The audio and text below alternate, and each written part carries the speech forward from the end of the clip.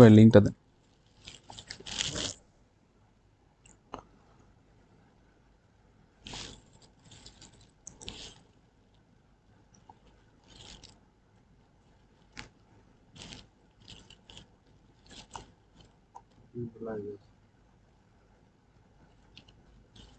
আমাকে দেন, আমি ঢুকতে পারতেছি না।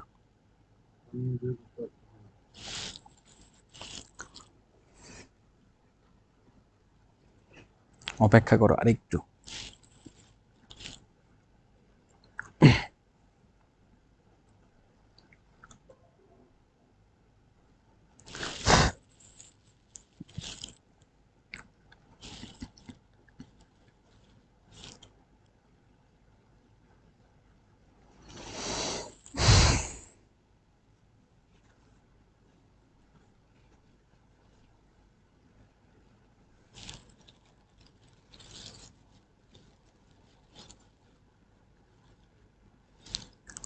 শুরু করবো তাহলে।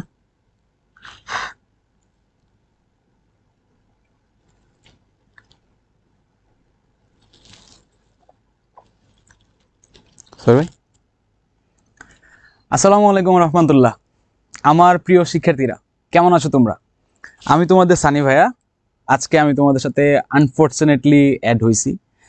কারণ হলো আজকে তোমাদের জাওয়াত ভাইয়ের ক্লাসের কথা ছিল, বাট তোমাদের জাওয়াত ভাইয়া খুবই খুবই খুবই অসুস্থ। তো আজকে আমি তোমাদের সাথে এই জন্য সাধারণ জ্ঞানের যে ক্লাসটা রবিবারে হওয়ার কথা ছিল, ওইটা আমি আজকে তোমাদেরকে নিয়ে নিব। আজকে আমি তোমাদের সাথে আলোচনা করব সাধারণ জ্ঞানের প্রথম লেকচার, আন্তর্জাতিক পার্টের প্রথম লেকচারটা আলোচনা করব। তো এইখানে যে লেকচার নিয়ে আজকে আমরা আলোচনা করব, ওইটা পরবর্তীতে তোমাদের গ্রুপে দিয়ে দেওয়া হবে। পিডিএফ গুলা ওইখান থেকে তোমরা কালেক্ট করে নিবা, আর আমি তো আজকে তোমাদেরকে পড়াচ্ছি। তো ফর্মাল আলোচনা শেষ। এই মুহূর্তে তোমরা জানাও যে তোমরা কেমন আছো, পড়াশোনা কেমন হচ্ছে, এবং কে কোথা থেকে জয়েন করছো।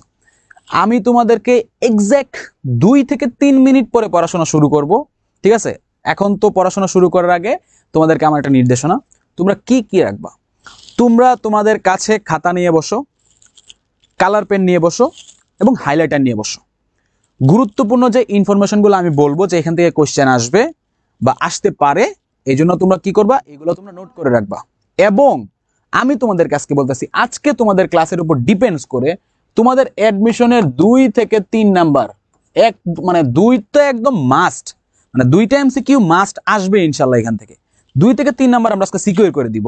ওই সিকিউর করার লক্ষ্যে তোমরা কি করবা, নোট করবা, সবকিছু করবা। পরবর্তীতে আমাদের গ্রুপে তোমরা আপলোড করবা, ওইগুলা আমি এবং তোমার তন্নি আপু কি করবো, চেক আউট করবো। ওকে, তাহলে দেখে নিই তোমরা কে কোথা থেকে আসছো, কেমন আসছো, সবকিছু দেখার পরে আমরা কি করবো, আমরা আমাদের ক্লাস শুরু করে দিব। হ্যাঁ, আচ্ছা, প্রথমেই হ্যাঁ, মুনতাসির তোমাদের তোমাদের ভাইয়া আজকে একটু অসুস্থ, একটু না অনেক অসুস্থ, এই জন্য আজকে জিকে ক্লাসটা হচ্ছে।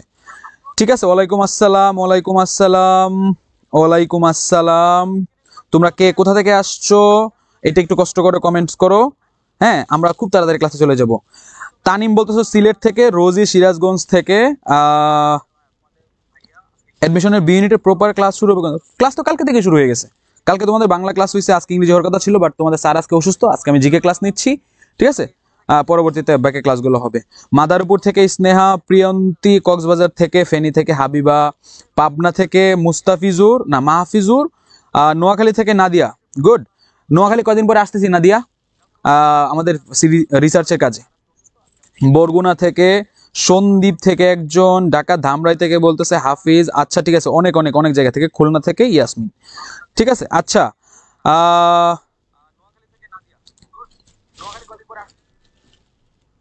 ঠিক আছে, চলো, অনেক অনেক আলোচনা হয়েছে, অনেক অনেক ইয়ে করতে বলছে, এখন আমরা ক্লাসে ঢুকি।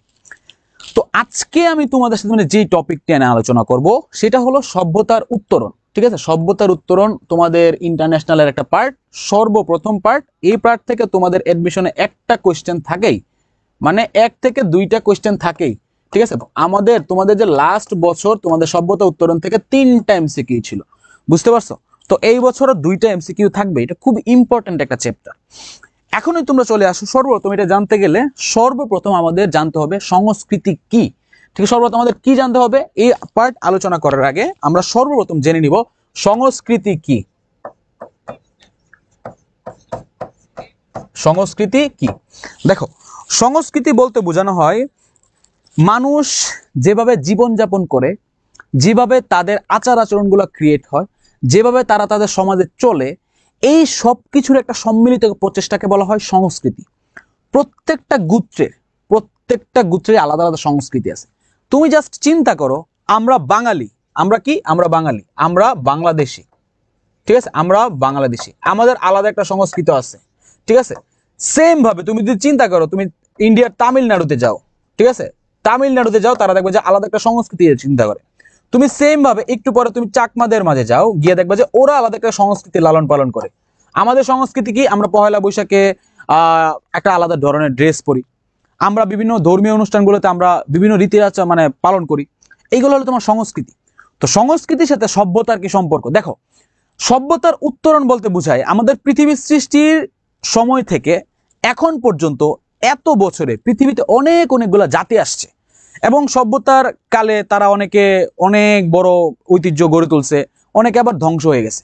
যেমন দেখো, ডাইনোসর একটা প্রাণী, এই প্রাণীটা একসময় পৃথিবীতে বিদ্যমান ছিল, এখন বর্তমানে নাই, তাই না? তো এই যে এত এত বছরের যে বিবর্তনগুলা হইছে, উঠানামা যে হইছে, ধ্বংস গঠন যে হইছে, এইগুলো হলো তোমার সভ্যতার উত্তরণ। এই সভ্যতার উত্তরণ আমরা আলোচনা করতে গিয়ে আমরা দেখব আমাদের পৃথিবীতে যে মহাদেশগুলো আছে, প্রত্যেকটা মহাদেশ, প্রত্যেকটা কন্টিনেন্টে, সাবকন্টিনেন্টে আলাদা আলাদা কিছু মানুষ ছিল, আলাদা আলাদা তারা একটা সভ্যতা গড়ে তুলছিল। তাদের আচার আচরণ ছিল আলাদা, তাদের পারিবারিক ব্যবস্থা ছিল আলাদা, তাদের ভৌগোলিক অবস্থান ছিল আলাদা। এই সব কিছু আমরা নিয়ে আজকে আলোচনা করব। তো চলো আমরা আজকে আমরা কি করে মূল ক্লাসে যাই। আচ্ছা, তোমাদেরকে তো আমি পরিচয়টা দেই নাই, আমি হলাম তোমাদের সবার অপ্রিয় না প্রিয় জানি না, তোমাদের সানি স্যার বা তোমাদের সানি ভাইয়া, ঠিক আছে, জিকে ইনস্ট্রাক্টর, এডুকেটমি স্কুল। চলো আমরা আমাদের মেইন ক্লাসে এন্ট্রি নেই। দেখো, আমরা যখন সভ্যতা নিয়ে আলোচনা করব, পৃথিবীতে সর্বপ্রথম সভ্যতা ছিল মেসোপটেমিয়া সভ্যতা। কোন সভ্যতা? মেসোপটেমিয়া সভ্যতা। গত বছর এখান থেকে একটা কোশ্চেন আসছে। তো পৃথিবীতে সর্বপ্রথম সভ্যতা ছিল মেসোপটেমিয়া সভ্যতা, এবং এই সভ্যতাটা ছিল পৃথিবীর সবচেয়ে প্রাচীনতম সভ্যতা। এখন যদি তোমাদেরকে কেউ কোশ্চেন করে যে এই বলো তো পৃথিবীতে সর্বপ্রথম বা প্রাচীনতম সভ্যতা কোনটা, তাহলে তোমাদের অ্যান্সার কি হবে? যে পৃথিবীতে সর্বপ্রথম বা প্রাচীনতম সভ্যতা ছিল আমাদের এই মেসোপটেমিয়া সভ্যতা। এখন যদি কোশ্চেন আসে যে এই সভ্যতা কত বছর আগে গড়ে উঠছে, এই সভ্যতা গড়ে উঠছে মিনিমাম খ্রিস্টপূর্ব 5000 অব্দে। কত বছর? 5000 অব্দে। এখন তোমরা আমাকে একটা জিনিস বলো, খ্রিস্টপূর্ব এবং খ্রিস্টাব্দ এই দুইটার পার্থক্য কি? আমি প্রিভিয়াস ক্লাসে বলছিলাম, এই দুইটার পার্থক্যটা কি আমাকে একটু বলো।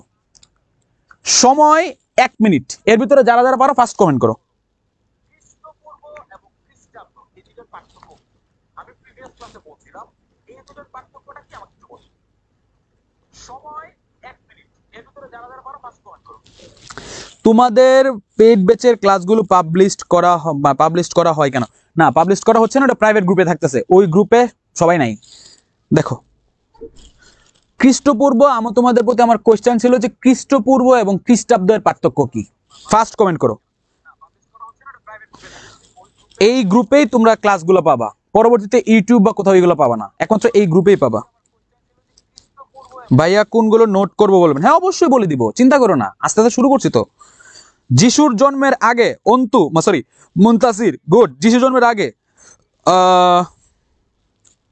ঈসা নবীর জন্মের আগে, যিশু জন্মের আগে এবং পরে।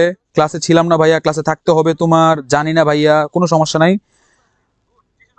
পারি না ভাইয়া, বুঝাই দেন। গুড, চলে আসি। দেখো, খ্রিস্টপূর্ব বলতে বোঝানো হয় আমাদের সবার প্রিয় নবী ঈসা আলাইহিস সালাম, এবং ঠিক আছে, আর খ্রিস্টান ধর্মাবলম্বীর ক্ষেত্রে তাদের যে সবার প্রিয় যিশু ছিল বা যে ধর্মীয় দেবতা, উনার জন্মের আগের অবস্থাটা ছিল খ্রিস্টপূর্ব, এবং উনার জন্মের পরের অবস্থাটা হলো খ্রিস্টাব্দ। তো খ্রিস্টপূর্ব নর্মালি হয়, আমরা দেখি প্রকৃত গণনার উল্টো দিকে আসে, আর খ্রিস্টাব্দ কি হয়, সিরিয়াল মেনটেন করে। যেমন এখন হলো 2025 সাল, কত সাল? 2025। সামনের বছর আসবে 2026, এরপরের বছর আসবে 2027, একটা সিরিয়াল মেনটেন করে যাবে, ঠিক আছে। বাট খ্রিস্টপূর্বাব্দ হইতো আজকে যেমন 5000 বছর আগে অব্দ ছিল, ওইটা হবে 4999, এরপরে আসবে 4998, কারণ এই 4998 বছর পরে কি হয়েছিল, আমাদের প্রিয় নবী করিম যিশু ঈসা আলাইহিস সালাম জন্মগ্রহণ করছিল। এইটা হলো খ্রিস্টপূর্ব এবং খ্রিস্টাব্দের মেইন পার্থক্য। তো আমাদের এই মেসোপটেমিয়া সভ্যতা কি, আমাদের এই মেসোপটেমিয়া সভ্যতা আজকে থেকে 5000 বছর পূর্বে গড়ে উঠছিল কোথায়, কোন কান্ট্রিতে? সেটা হলো কি ইরাক। ইরাক, নোট করো সবাই, ইরাক। ইরাক নামক কান্ট্রিতে মেসোপটেমিয়া সভ্যতা কি ছিল, বিদ্যমান ছিল। কোথায়? টাইগ্রিস এবং ইউফ্রেটিস নামে দুইটা নদীর মধ্যবর্তী অঞ্চলে। কোথায়? এই দুইটা নদীর মধ্যবর্তী অঞ্চলে। একদিকে দেখো, এইটা হলো তোমার টাইগ্রিস নদী, এটা মধ্যবর্তী অঞ্চল, আর এইটা হলো তোমার ইউফ্রেটিস নদী। একটু পরে তোমাদের ছবিগুলো আসতেছে, নোট করো। টাইগ্রিস নদী, কোন নদী? টাইগ্রিস নদী। আরেকটা নদীর নাম কি? ইউফ্রেটিস নদী। এই দুইটা নদীর কোথায়? মধ্যবর্তী অঞ্চলে। এই মধ্যবর্তী অঞ্চলটা ছিল মেসোপটেমিয়া। আমি তোমাদেরকে বলতেছি ভাই, অনেক অনেক টাকা দিয়ে ভর্তি হইছো, ঠিক আছে, বোরিং লাগলো, জাস্ট 1.5 ঘন্টা আমার সাথে থাকো। থাকো বলতে আমার ক্লাসটা করো। যদি মার্কস নিশ্চিত না করতে পারলে আমার দোষ, জাস্ট থাকো। দেখো, একটা হলো তোমার কি টাইগ্রিস নদী, একটা আরেকটা হলো কি ইউফ্রেটিস। এই দুইটা নদীর মধ্যবর্তী একটা উর্বর অঞ্চল ছিল। উর্বর অঞ্চল মানে কি, যেখানে সহজে যে কোনো কিছু ফলে যায়। এর মধ্যবর্তী যে অংশটা ছিল ওইটার নাম ছিল কি মেসোপটেমিয়া সভ্যতা বা মেসোপটেমিয়া এরিয়া। এইটা দেখো, এখানে আবার একটা কোশ্চেন চলে আসে, নোট করো। টাইগ্রিস নদীটার অপর নাম ছিল দজলা এবং ইউফ্রেটিস নদীর অপর নাম ছিল ফোরাত। এই কোশ্চেনটা কোনো এক বছরে তোমাদের চট্টগ্রাম ইউনিভার্সিটির প্রশ্ন আসছিল, সালটা আমি ভুলে গেছি, যে টাইগ্রিস নদীর অপর নাম কি দজলা এবং ইউফ্রেটিস নদীর অপর নাম কি ফোরাত। তাহলে এখানে তোমাকে বলতে পারে যে দজলা এবং ফোরাত নদীর মধ্যবর্তী স্থানে যে সভ্যতা গড়ে উঠেছিল ওই সভ্যতা কি। এখানে তোমাকে টাইগ্রিস এবং ইউফ্রেটিস নাও দিতে পারে, তুমি কি দিবা? দজলা এবং ফোরাত কোন সভ্যতা গড়ে উঠেছিল? মেসোপটেমিয়া সভ্যতা। ক্লিয়ার? এটা গেল। এরপরে দেখো, মেসোপটেমিয়া কি একটা গ্রিক শব্দ। দেখো, মেসোপটেমিয়া সভ্যতা গড়ে উঠেছিল কোথায়? গড়ে উঠেছিল ইরাকে। বাট শব্দটা কি ছিল? শব্দটা ছিল গ্রিক শব্দ। এখন তোমাদের কোয়েশ্চেন থাকতে পারে যে ভাইয়া ভাইয়া মেসোপটেমিয়া তো একটা ইরাকের গড়ে ওঠা একটা সভ্যতা, কিন্তু মেসোপটেমিয়া নামটা কেন গ্রিকের হবে, মানে গ্রিকের হবে? একটা কোয়েশ্চেন থাকতে পারে। ভাই কোয়েশ্চেনের অ্যান্সার হলো, তৎকালীন সময়ে পৃথিবীতে একমাত্র মানচিত্র আবিষ্কার করছিল কারা? গ্রিকরা। এই জন্য অনেক তারা নাম দিছে এবং এই নামে আমরা জানে আসছি। সামনে গ্রিক সভ্যতা আসছে, ক্লিয়ার হয়ে যাবে। এরপরে চলে আসো, এই দুইটার এই অর্থের মানে কি? দুই নদীর মধ্যবর্তী ভূমি। আমি তোমাদেরকে অলরেডি দুই নদীর মধ্যবর্তী ভূমি কি করছি, বুঝাই ফেলছি। ওকে, এরপরে চলে আসো, বর্তমান ইরাকে অবস্থিত, গোট গেল ইরাকে অবস্থিত। এখন চলে আসো, আমাদের প্রচলিত যে বইগুলো আছে, Zubair GK, Mihir GK, Khandakar GK, আজকের বিশ্ব, নতুন বিশ্ব, ঠিক আছে, আরো যে বইগুলো আছে ওই বইগুলোতে দেওয়া যে সুমেরীয়, বেবিলনীয়, কেলডীয়, অ্যাশিরীয় সভ্যতা, এই সভ্যতাটা চারটা কি আলাদা আলাদা সভ্যতা। বাট রিয়েলিটি হইল এই 7টা সভ্যতাই মোটামুটি মেসোপটেমিয়া সভ্যতার মাঝখানে পড়ে। তুমি আলাদাই পড়ো, মাঝখানে পড়ো, কোনো ফ্যাক্ট না, বাট জানার জন্য জেনে রাখো এই 4টা সভ্যতা মেসোপটেমিয়া সভ্যতার আন্ডারে পড়ে। কেননা মেসোপটেমিয়া সভ্যতা যে সময়কাল ছিল, আমি জাস্ট বলতেছি সময়কাল, টাইম টেবিল বা পিরিয়ড, সময়কাল, ওইটার সময়কাল ছিল সেম এইটার সময়কালের মাঝখানে। দ্যাটস ওয়াই এই 4টাকে আমরা কি করতে পারি? মেসোপটেমিয়া সভ্যতার আন্ডারে ফেলতে পারি, বা ফেলে দেয়, বা ফেলে নিয়ে আলোচনা করি আমরা। ওকে, তাহলে মেসোপটেমিয়া সভ্যতার আন্ডারে তৎকালীন সময়ে পৃথিবীতে আরো 4টা সভ্যতা গড়ে উঠছিল। কয়টা সভ্যতা ভাইয়া? 4টা সভ্যতা গড়ে উঠছিল। এই 4টা সভ্যতা কি কি? সুমেরীয়, বেবিলনীয়, কেলডীয়, অ্যাশিরীয়। এর মাঝে সবচেয়ে বেশি ইম্পর্টেন্ট হলো সুমেরীয় সভ্যতা। এবং কোন কোন সভ্যতাতে কোন জিনিসটা ইম্পর্টেন্ট ওইটাও বলে দিব। Number 2 number confirm. জাস্ট 1.5 ঘন্টা চুপ মেরে বসে থাকা, কিছু লাগবে না, নোট খাতা নিয়ে বস। তাহলে চলো আমরা সামনে আগাই। সর্বপ্রথম চল, আচ্ছা এই যে দেখো, আমার জিকে কিছু করার আগে আমি যে জিনিসটা ফলো করি সেটা হলো চিত্রভিত্তিক পড়াশোনা বা প্র্যাকটিক্যাল পড়াশোনা। প্র্যাকটিক্যাল কেন? প্র্যাকটিক্যাল হইলে একটা পোলাপানের দেখা গেছে যে ব্রেনে না থাকলেও চোখে থেকে যায়। চোখ কি করে? ব্রেনে সংকেত পাঠায় যে হে তুই তো ওটা দেখছিলি, ওইটা সময় কি মানুষের মনে পড়ে যায়। আমি চেষ্টা করি এরকম প্র্যাকটিক্যাল পড়ানোর জন্য। তো দেখো, ওইটা দেখলে তোমরা বুঝে যাবে। দেখো, এই যে দেখো মেসোপটেমিয়া সভ্যতা, এই যে লেখাটা ক্লিয়ার না, বাট তোমরা গুগলে সার্চ দিলে পেয়ে যাবে। এই যে দেখো মেসোপটেমিয়া সভ্যতা, আর এই যে দেখো ইউফ্রেটিস, টাইগ্রিস, দুইটা নদীর মধ্যবর্তী যে অঞ্চলটা ছিল এটাকে বলা হয়তো কি? মেসোপটেমিয়া। বলছিলাম এই যে টাইগ্রিস, এই যে ইউফ্রেটিস, তাহলে কি বলছিলাম? যে দুইটা নদীর মধ্যবর্তী একটা অঞ্চল, সেটা বলতো কি? মেসোপটেমিয়া। এখন চলে আসো মেসোপটেমিয়া সভ্যতার একটা আধুনিক বা বর্তমান সময়ের একটা মানে কাল্পনিক ধারণা। ওই যে জনবসতিদের বা দেহাবশেষদের ধ্বংসাবশেষ যেটা যেটা আবিষ্কার করছে ওইটার একটা ধারণা। এই যে দেখো মেসোপটেমিয়া সভ্যতা, এই যে একটা নদী, এই যে একটা নদী গড়ছিল এইদিকে, এই দুইটা নদীর মধ্যবর্তী একটা অঞ্চল ছিল, সেটা বলো কি? মেসোপটেমিয়া সভ্যতা। এই গেল ছবি, একদম ক্লিয়ার কাট ছবি, মনে থাকলে আর কখনো ভুল করবা না। সামনে কি কি ঝামেলা হইতে পারে ওইটা পর্যন্ত বলতেছি। চলো আমরা সামনে আগাই। সুমেরীয় সভ্যতা দেখো, মেসোপটেমিয়া সভ্যতা কয়টা সভ্যতা নিয়ে গড়ে উঠছে ভাইয়ারা? 4টা সভ্যতা। সুমেরীয় সভ্যতা পড়ানোর পরে তোমাদের কোশ্চেনগুলো পড়বো, ঠিক আছে? এর ভিতরে তোমরা যে যে প্রশ্ন, আরেকটা কথা বলে রাখতেছি, অবান্তর কোনো প্রশ্ন করবা না, প্রশ্ন করতে পারো, অবান্তর কোনো কথা বলবা না, নিজেদের মাঝে কোনো কথা বলবা না। তোমরা এখানে ক্লাস করতে আসছো টাকা দিয়ে, ঠিক আছে? টাকা তোমার বাপ মা অনেক কষ্ট করে জোগাড় করছে, তো অবান্তর কোনো কথাবার্তা বলবা না। আমি যদি না পড়াইতে পারি আমার বলো, আমি অন্যভাবে পড়ানোর চেষ্টা করবো, তাও নিজেদের মাঝে কোনো কথা বলবা না। দেখো, 4টা সভ্যতার সর্বপ্রথম সভ্যতা ছিল সুমেরীয় সভ্যতা। তো এই সভ্যতাটা গড়ে ছিল তারা সবচেয়ে প্রাচীন ভাবে মানে কি, তাদের আগে আর কোনো সভ্যতা কি হয়ে নাই, গড়ে উঠে নাই। বুঝতে পারছো? ওদের সভ্যতার আগে আর কোনো সভ্যতা কি করে নাই, গড়ে উঠে নাই। তো এদের আয়ের মেইন অংশ ছিল কৃষি। দেখো, অনেকগুলো সভ্যতাই তো গড়ে উঠছে, তো সভ্যতাগুলো গড়ে তোলার ক্ষেত্রে তাদের যে ইয়েগুলো ছিল। তো একটা জিনিস জাস্ট মনে রাখো, বর্তমান সময়ে আমাদের পৃথিবীতে মোস্ট অফ দ্য কান্ট্রি কৃষির উপর ডিপেন্ডেন্ট না। তারা কি করে, অন্যান্য ভাবে তাদের লাইফ লিড করে। কিন্তু তৎকালীন সময়ে চিন্তা করো, এখানে আধুনিক যোগাযোগ ব্যবস্থা ছিল না, ছিল না কোনো লঞ্চ স্টিমার, ছিল না কোনো রেলগাড়ি, ছিল না কোনো আধুনিক যানবাহন ব্যবস্থা। তারা কি করতো, পশু পাখির উপরে ডিপেন্ড ছিল এক জায়গা থেকে অন্য জায়গাতে মুভ করার ক্ষেত্রে এবং চাষাবাদ করার ক্ষেত্রে। তো জানা কথা, তৎকালীন সময় কৃষি হবে। আজকে থেকে মোটামুটি 25 বছর আগে, কয় বছর? আজকে থেকে মোটামুটি 25 বছর আগে, জাস্ট একটা উদাহরণ দেই, প্র্যাকটিক্যাল চিন্তা করো। মোহাম্মদ জাফর ইকবালের অনেক জনপ্রিয় একটা বই আছে, নাম হলো দীপু নাম্বার 2। বইটার নাম কি? দীপু নাম্বার 2। এই বইটাতে একটা সিন আছে যে মেইন প্রোটাগনিস্ট বা মেইন ক্যারেক্টার দীপু তার মার সাথে দেখা করবে। মার সাথে দেখা করার পরে মা জন্মের পর থেকে, ছোটবেলা থেকে তার ছেলেকে কাছে পাইছে, সে তার কাছে ছেলেকে নিয়ে একটা দিন ঘুরবে। ঘুরার জন্য সে কি করছে, অনেক জায়গায় গেছে, চিড়িয়াখানায় গেছে, বোটানিক্যাল গার্ডেনে গেছে, বেশ কয়টা জায়গায় গেছে।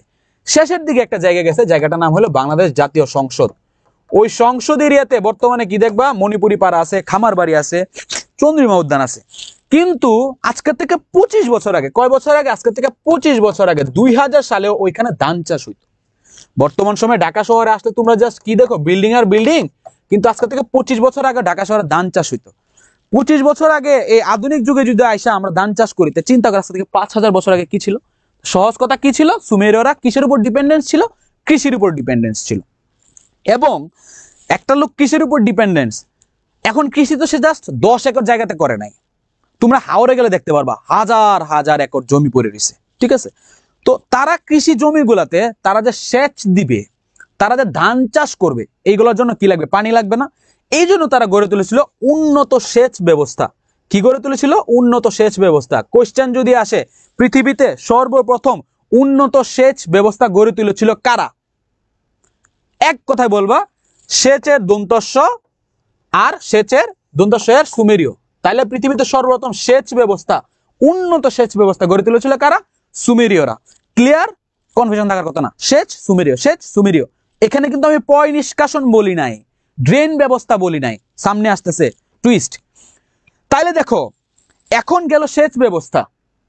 এখন সুমেরীয়রা কি করত, তাদের যে ভাষা আছে, ভাষাগুলো আদান প্রদান করার ক্ষেত্রে তো কোনো না কিছু একটা ওয়ে লাগবে। বর্তমান সময়ে ধরো আমি একজন আমার একটা স্টুডেন্টের কথা বললাম, সাকিবরে বললাম, এই সাকিব কি অবস্থা, কিভাবে পড়াশোনা করতেছিস? সোশ্যাল মিডিয়া একটা মাধ্যম, হোয়াটসঅ্যাপে কি করছি, তাকে আমি কোশ্চেন করছি, ঠিক আছে, করে ফেললাম। কিন্তু আজকে থেকে 5000 বছর আগে কি এটা ছিল? এটা ছিল না। তখন তারা নিজেদের মাঝে যোগাযোগ করার মতো কোনো ব্যবস্থা ছিল না। এক জায়গা থেকে অন্য জায়গাতেও যোগাযোগ করতে হবে, মানুষ সভ্য হওয়া শুরু করছে। তখন একটা জাতি সর্বপ্রথম কিছু অক্ষর আবিষ্কার করছে। বুঝতে পারছো যে এই অক্ষরটার মানে হলো অ দিয়া কি করব, অ দিয়ে কি ছিল? অজগর, বা এরকম কিছু একটা, যে অজগর আমাদেরকে আক্রমণ করছে, এরকম কিছু ওয়ার্ড সর্বপ্রথম কিউনিফার নামে একটা লিপি মানে কি অক্ষর উদ্ভাবন করছে কারা? সুমেরীয়রা। Very very very very important. Cuneiform কারা আবিষ্কার করে? কিউনিফর্ম বা লেটার বেসড আলফাবেট বা বর্ণমালা ভিত্তিক যে ব্যবস্থা, এটা তৈরি করছে কারা? সুমেরীয়রা। Very very very very important. Dhaka ইউনিভার্সিটির কোশ্চেনে কয়েকবার আসছে। লেটার বেসড আলফাবেট বা কিউনিফর্ম আবিষ্কার বা উদ্ভাবন করছে কারা? Note it down. 1 নাম্বার নিশ্চিত, মানে এটা আসবে কিছু না, বাট কোনো না কোনো ইউনিভার্সিটিতে এটা আসবে। তাহলে লেটার বেসড আলফাবেট বা কিউনিফর্ম আবিষ্কার করছে কারা? সুমেরীয়রা। ওকে, দেখো এরপরে চলে আসো, তাদের যে লেটারগুলো আছে না, তারা যে আলফাবেটগুলো আবিষ্কার করছে, কোনো না কোনো তো একটা ধরন লাগবে। যেমন বাংলাদেশের সর্বপ্রথম বা বাঙালিদের সর্বপ্রথম বর্ণ হলো অ। অ কিসের মতো? অ একটা তিনের মতো, তিন অনেকটা বৃত্তের মতো, তাই না? তাই না? ও একটা তিনের মতো, তিনটা আবার কিসের মতো? বৃত্তের মতো, অর্ধবৃত্তের মতো। এরপর আবার কি আসে? একটা সরল রেখা আসে, তাই না? উপর একটা সরল রেখা আসে, এটা হলো কি? অ। গুড, গেল। এটা হলো কি? অ। তো এরপরে আছে কি? ক। ক।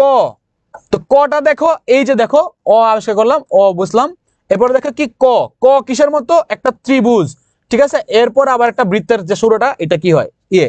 এরপর একটা সরল রেখা আছে। এই যে অ ক, আলাদা আলাদা ধরন না দেখতে? তো সেম ভাবে সুমেরীয়রা যে বর্ণমালাগুলো আবিষ্কার করছিল, এইটা অনেকটা দেখতে আমাদের ইংরেজি আলফাবেট ভি এর মতো।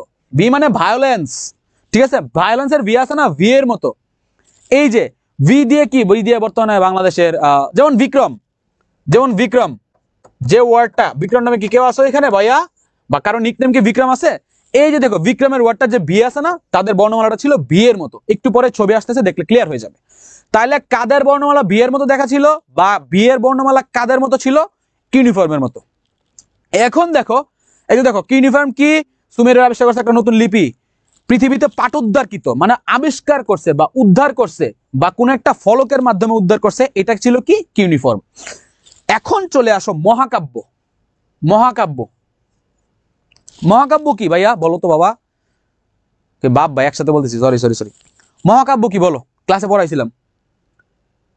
মহাকাব্য কি? মহাকাব্য মানে হইল যখন কোনো একটা কাব্য বা কবিতাকে, বা সরি, যখন কোনো একটা কাব্য কয়েকটা স্বর্গে বিভক্ত। কিসে বিভক্ত? কয়েকটা স্বর্গে বিভক্ত। স্বর্গ মানে কি? পার্ট। কয়েকটা স্বর্গে বিভক্ত। স্বর্গ মানে কি? স্বর্গ বা পার্ট, কয়েকটা পার্টে বিভক্ত। এবং ওইটা গড়ে উঠছে বা এটা লেখা হয়েছে কিসের উপর ডিপেন্ডস করে? কোনো একটা যুদ্ধকে, বড় একটা যুদ্ধকে কেন্দ্র করে। কাকে কেন্দ্র করে? বড় একটা যুদ্ধকে কেন্দ্র করে যখন এটা গড়ে ওঠে, তখন তাকে বলা হয় কি? মহাকাব্য। তো পৃথিবীর ইতিহাসে যে মহাকাব্যগুলো ছিল, সর্বপ্রথম যে মহাকাব্য ছিল, ওই মহাকাব্যের নাম ছিল Gilgamesh. Note it down please. যে কি ছিল? গিলগামেশ। গিলগামেশ কিসের মধ্যে লেখা হয়েছে? ঠিক আছে, বিখ্যাত একটা মহাকাব্য ছিল কি? গিলগামেশ। এই গিলগামেশ কিসের মাধ্যমে লেখা হয়েছে? এই কিউনিফর্ম দিয়ে। তাইলে যদি প্রশ্ন আসে, পাঠোদ্ধারকৃত সর্বপ্রথম মহাকাব্য গিলগামেশ কোন বর্ণমালায় লেখা হয়েছিল? কি দিয়ে? কিউনিফর্ম দিয়ে লেখে। এরপরে চলে আসো জলগড়ি এবং চন্দ্রপঞ্জিকা। জলগড়ি এবং চন্দ্রপঞ্জিকা কি? একদম ভাঙা ভাঙা পড়াইতেছি ভাই, লেট হইতে পারে, তোমরা দেখো। চন্দ্রপঞ্জিকা মানে হইল চাঁদের উপর ডিপেন্ডস করে যে পঞ্জিকা বা ক্যালেন্ডার কি হইতো? বেসড করে তৈরি হইতো। মানে চাঁদ 29 দিনে পৃথিবীতে একবার ওঠানামা করে। ওরা কি করতো? চাঁদ দিয়ে ডিপেন্ডস করতো যে এটা এই মাস, এটা এই মাস, এটা এই মাস। জলঘড়ি মানে কি? পানির উপর একটা স্কেল থাকতো, এইভাবে সূর্যের উপর ডিপেন্ডস করে বলতো যে এখন 5টা বাজে, এখন 6টা বাজে। বুঝতে পারছো? ওইটার বলা কি? জলঘড়ি। তাহলে পৃথিবীর ইতিহাসে সর্বপ্রথম জলঘড়ি এবং চন্দ্রপঞ্জিকা, চন্দ্রপঞ্জিকার একটা ইংরেজি আছে লুনার ক্যালেন্ডার, অনেক অনেক ইম্পর্টেন্ট। যে পৃথিবীর ইতিহাসে সর্বপ্রথম জলঘড়ি বা চন্দ্রপঞ্জিকা আবিষ্কার করছে কে? আমাদের এই সুমেরীয়রা। Note it down. তাহলে এখান থেকে কি কি নোট করবা? দেখো, উন্নত সেচ ব্যবস্থা কি ছিল? 1 কিউনিফর্ম, 2 লেটার বক্স আলফাবেট, 3 পাঠোদ্ধারকৃত বর্ণমালা কিউনিফর্ম, 4 চন্দ্রপঞ্জিকা জলঘড়ি, 5 6টা ইনফরমেশন সুমেরীয় থেকে পড়ো। এইভাবে পুরো লাইন মুখস্থ না করে জাস্ট ইনফরমেশন মুখস্থ করবা। এরপরে চলে আসো চাকা আবিষ্কার। পৃথিবীর ইতিহাসে যে কয়টা বড় বড় আবিষ্কার ছিল না, যেমন আগুন, চাকা, এগুলোর মধ্যে চাকা আবিষ্কার করছিল সুমেরীয়রা। দেখো, সুমেরীয় যদি আমরা আলোচনা করি, ঠিক আছে, তাহলে আমরা কিভাবে লিখবো? সুমেরীয় বানানটা আমরা লিখবো এইভাবে, SUMERIO, সুমেরীয়, এভাবে লিখবো না? তো সুমেরীয়টাকে তুমি একটু একটু মানে বাজেভাবে, মানে বাজেভাবে না, কিভাবে একটু ফানি ভাবে চিন্তা করো। সুমেরীয় না বলে তোমরা চুমেরীয়, চুমেরীয়। তো সুমেরীয় আর চুমেরীয় কাছাকাছি না? সু চু, সুমেরীয় আর চুমেরীয়। এইখানে চি আছে না, সি দিয়ে আরেকটা ওয়ার্ড চিন্তা করো, চাকা। সিস, মেয়েদের গালি, মানে বিশেষ করে গ্রামে। সিস, এই যে সি দিয়ে চুমেরীয়, সি দিয়ে চাকা। তাইলে চাকা কারা আবিষ্কার করছিল? সুমেরীয়রা। ক্লিয়ার? এইভাবে তুমি মনে রাখো, সহজে মনে রাখতে পারবা। তাহলে চাকা আবিষ্কার করছিল কেন? এখন যদি প্রশ্ন করে যে ভাইয়া চাকা আবিষ্কার করছিলেন কেন, বা সুমেরীয়রা, এ বেটা সুমেরীয়রা তোরা কে লেগে চাকা আবিষ্কার করছিলি? চাকা আবিষ্কারের মেইন কাহিনী হইল, দেখো জাস্ট নর্মালি চিন্তা করো, কিভাবে বুঝাবো। ধরো তৎকালীন সময়ে অনেক বড় বড় গাছ ছিল না, অনেক বড় বড় গাছ ছিল বা বিশাল বড় বড় পাথর ছিল। তো এইগুলোর এক একটা ওজন, ধরো একটা গাছের ওজন ধরলাম আমি 100 কেজি, একটা পাথরের ওজন ধরলাম তোমার ধরো 120 কেজি, ঠিক আছে? এই যে এক একটা পাথর ওজন এতটা ছিল না, তো এই পাথরটাকে এক জায়গা থেকে আরেক জায়গায় নিতে গেলে এতগুলো মানুষ লাগতো। অনেক সময় এইগুলা কি করতো, পা পিছলায় পড়ে যায় বা কোনো একজন দুর্বল হয়ে গিয়ে এগুলো কিন্তু নিচে চাপা পড়ে মানুষ মারা যেত। তো তখন তারা চিন্তা করছে আমরা মুভেবল কিছু একটা আবিষ্কার করি বা কিছু একটা ইয়ে করি, তাহলে দেখা যাচ্ছে জাস্ট ধাক্কা দিলেই কি করা যেত, তখন তারা চাকা আবিষ্কার করে ফেলতে পারতো। তখন এইগুলো তো তারা আবিষ্কার করতো গাছের গুড়ি, গাছের মোটা মোটা গুড়ি আছে না, এইগুলাকে এইভাবে বসায় উপরে একটা কি করতো, কোনো জিনিস বাঁধতো, গরুর গাড়ি যেরকম ভাবে করে না এইভাবে, এরকমটা বাঁধতে তারা কি করতো, এক জায়গা থেকে অন্য জায়গাতে জিনিস নিয়ে যেত। তাহলে চাকা আবিষ্কার করছে কারা? সুমেরীয়রা। চু চু, চি চি, সি দিয়ে চাকা, সি দিয়ে সুমেরীয়। গুড। এরপরে চলে আসো নেক্সট। দেখো আমি ক্রিমিনোলজির স্টুডেন্ট। আমি কোন ডিপার্টমেন্টের স্টুডেন্ট? ক্রিমিনোলজির স্টুডেন্ট। ক্রিমিনোলজি স্টুডেন্টটা কি করে? আমরা ক্রাইম নিয়ে আলোচনা করি। তো ক্রাইম নিয়ে আলোচনা করার ক্ষেত্রে কোনো একজন ব্যক্তি যদি একটা ক্রাইম করে, সে একটা অপরাধ যদি করে, তাকে তাহলে অবশ্যই কি করতে হবে, তাকে কি করতে হবে, শাস্তি পাইতে হবে, পানিশমেন্ট পাইতে হবে। তো ওই পানিশমেন্ট দিবে কিসের মাধ্যমে? ল এর মাধ্যমে। আচ্ছা তোমার কি মনে হয় যে আমরা আধুনিক যুগে যারা বসবাস করছি তারাই শুধু আমরা ল বা আইনের আইনের ইয়ে করতেছি, সম্মান করতেছি, অন্য কেউ করে নাই? আমরা যারা ল নিয়ে কাজ করতেছি, মানে কাজ করতেছে, তারা কি এটা কি বিগত 100-150 বছর ধরে হয়েছে? এটা কি একদম প্রাচীন ইতিহাস থেকে হয়েছে না? দেখো প্রাচীন ইতিহাস থেকে মানুষ কখনোই সভ্য না, মানুষ কখনোই তার নিজের অবস্থা নিয়ে সন্তুষ্ট না। যার 10 টাকা আছে তার 100 টাকা চাই, যার 100 টাকা আছে তার 1 লাখ টাকা চাই, যার 1 লাখ টাকা আছে তার 1 কোটি টাকা চাই। জাস্ট একটা জিনিস চিন্তা করো, পৃথিবী বর্তমান সবচেয়ে ধনী মানুষকে ইলন মাস্ক। ইলন মাস্ক কি কখনো বলছে আরে বাপ রে আমি তো 230 বিলিয়নের সম্পত্তির মালিক, ওকে ফাইন, আমি যদি বৈশাখ খাই তাহলে পরবর্তী 100 বছরেও আমার সম্পত্তি শেষ হবে না, ব্যাংকে থাকতে থাকতে প্রতিদিনই ইন্টারেস্ট আসবে, ওকে ফাইন, আমি আর কোনো টাকা ইনকাম করবো না? ইলন মাস্ক কোনোদিন করছে? বলছে কোনোদিন? বলে না। বরঞ্চ সে কি করতেছে, টেসলা নিয়ে আসছে তার গাড়ি, সে কি করছে, ইনস্টাগ্রাম কিনছে, সে কিছু মেটা কিনতেছে, সে কিছু টুইটার কিনে ফেলছে, টুইটার কিনে গিয়ে এক্স নাম দিছে, আরো আরো কি করছে, সবকিছু তারা কিনতে আছে, সে তার টাকা পয়সা কি করতেছে, বাড়াইতে আছে, কখনো কমায় না। সেম ভাবে প্রাচীনকাল থেকে মানুষের মধ্যে লোভ ছিল, তাদের মধ্যে সত্তাগুলা জেগে উঠতো, তারা কি করতো, অপরাধ করত। তো অপরাধ করার ক্ষেত্রে তাদের একটা শাস্তি তো অবশ্যই, শাস্তি যদি না থাকে তাহলে অপরাধ ক্রমবর্ধমানে বেড়েই থাকবে। তো পৃথিবীতে সর্বপ্রথম যে আইনগুলো হয়েছিল, লিখিত লিখিত যে আইন, মানে এই আইন, মানে তুমি চুরি করছো তোমার হাত কাটে ফেলবো, তুমি এই কাজটা করছো, এই কাজটা করলে অন্য কিছু হবে, যে শাস্তিগুলো সর্বপ্রথম যে আবিষ্কার করছিল ওনার নাম ছিল নাম্মু, উর নামু। তো উর নামু যেহেতু এই আইনটা আবিষ্কার করছে, ওই আইনের নাম হচ্ছে কোড উর নামু, ঠিক আছে? উনি কার ছিল? সুমেরীয় সভ্যতা ছিল। তাহলে পৃথিবীর ইতিহাসে সর্বপ্রথম লিখিত আইন প্রবর্তন করছে কে? উর নামু, সুমেরীয় শাসকের ছিল উনি। এই ছিল হলো তোমার সুমেরীয় সভ্যতার মেইন ইম্পর্টেন্ট টপিক, আর কিছুই লাগবে না ইনশাআল্লাহ, সুমেরীয় থেকে আর কিছু করা লাগবে না। এরপরে চলে আসো আমরা সুমেরীয় সভ্যতার ইয়েগুলো দেখি, কি বলে, সভ্যতার ছবি দেখি। এই যে এখানে দেখো ভাইরা, এই যে দেখো কি বলছিলাম, ভি ভি, তাদের লেটার কি অ্যালফাবেট কি ভি, এই যে দেখো ভি ভি ভি, এই যে ভি, এই যে ভি, এই যে ভি, এই যে ভি, এই যে ভি, এই যে ভি, এই যে ভি, তাদের অ্যালফাবেট দেখো প্রায় সবগুলো কি ভিভি ছিল, গুগলে সার্চ দিলে সুন্দর করে দেখতে পারবা। এবং তাদের ব্যবস্থাতে এই যে দেখো কৃষিভিত্তিক ব্যবস্থা, প্রাণী কৃষিভিত্তিক ব্যবস্থা, তাদের যে চাকাগুলো আবিষ্কার করছিল, চাকাগুলা কই, এই যে দেখো চাকা এখানে আছে, বুঝতে পারছো? এইগুলো ব্যবস্থা, তারা যে কৃষিভিত্তিক ব্যবস্থা করতো, এই যে পশু পাখি এখানে, তাদের যে ইয়েগুলো ছিল এই সবগুলো এখানে, যে বাহনগুলো এখানে কৃষি পশু পাখি ছিল, এগুলো সবগুলো ছবির মাঝে আমি অ্যাড করার চেষ্টা করছি, বুঝতে পারছো? সুমেরীয় শেষ। কমেন্টস করো ফাস্ট, ব্যাবিলনে চলে যাব। আই এম সরি তোমাদের কমেন্টস এতক্ষণ পড়তে পারি নাই, যেহেতু সময় কম, লেট হয়ে গেছে অলরেডি।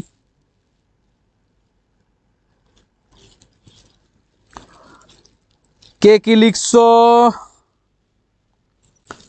জুবাইর জিকেতে ডিটেলস নাই ভাই, বিশ্বাস কর আমি যে শীটটা বানাইছি এটা বানাইছি না 4 থেকে 5টা বইয়ের সমন্বয়ে, এটা যদি পড়া যায় বিশ্বাস কর ইনশাল্লাহ আর কিচ্ছু লাগবে না। পড়াইতে পারতেছি কতটুকু আমি জানি না, বাট এই পিডিএফ তো দিয়ে দেওয়া হবে, আর কিচ্ছু লাগবে না। চলে আসো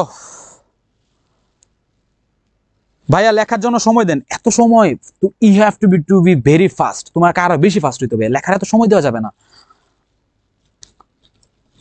গিলগামেশ, ওকে তোদের কোনো প্রশ্ন নাই? লোনার ক্যালেন্ডার, জুবাইর জিকে ডিটেলস নাই, বাট এই ক্লাস কর, আর কিছু লাগবে না। ভাইয়া একটু সাইড হন না, ভূমি সাইড হইলাম। চুমেরিও, আচ্ছা সুমেরিও, জাস্ট এটা আমি তোমাদেরকে মনে দিন, ভাইয়া ক্লাস রেকর্ড কই পাবা? এই গ্রুপেই পেয়ে যাবা। ছি, একটা হেল্প লাগবে, হেল্পের কথা পরে, তুই পড়তে আসছিস আগে পড়, তুই তোর হেল্প করার জন্য এখন আমি আসি নাই। তুই পড়াশোনাতে কোনো কিছু না বুঝলে আমি হেল্প করতেছি। তোমরা আপাতত খুব বেশি একটা নোট করো না, ক্লাস শেষ করার পর নোট করো, কারণ কিছু নোট করতে গেলে ক্লাস তোরে কে বলছে? রিয়াদ মাহিম, তোরে কে বলছে যে ক্লাস নোট করতে পারবো না, সময় পাবো না? ক্লাস পরবর্তী যখন একটা ক্লাসটা যখন রেকর্ড থাকবে, একটা মেয়ে 2 ঘন্টা ক্লাস এইভাবে করবে? বোকা ছেলে, যতটুকু পারো নোট করো। তোমার নোট দিয়ে এখন বিস্তৃতির সবচেয়ে সুন্দর হাতের লেখায় হইতে হবে তা তো না। আর আমি তোমাকে পুরো লাইন লিখতে বলতেছি না, আমি তোমাকে বলছি জাস্ট মেইন টপিকটা লেখো, মেইন ওয়ার্ডটা লেখো, আর কিছু করা লাগতেছে না। তো কেন নোট করবে না? অবশ্যই নোট করবা। আর কে বলছে মনোযোগ দেওয়া যায় না? অবশ্যই মনোযোগ দেওয়া যায়। জাস্ট সবকিছু পুরো ওয়ার্ডের প্রতি তো মনোযোগ দিতে হবে না, জাস্ট আমি একটা ওয়ার্ড যখন বলবো যেটা ইম্পর্টেন্ট তখন এটা আন্ডারলাইন করো।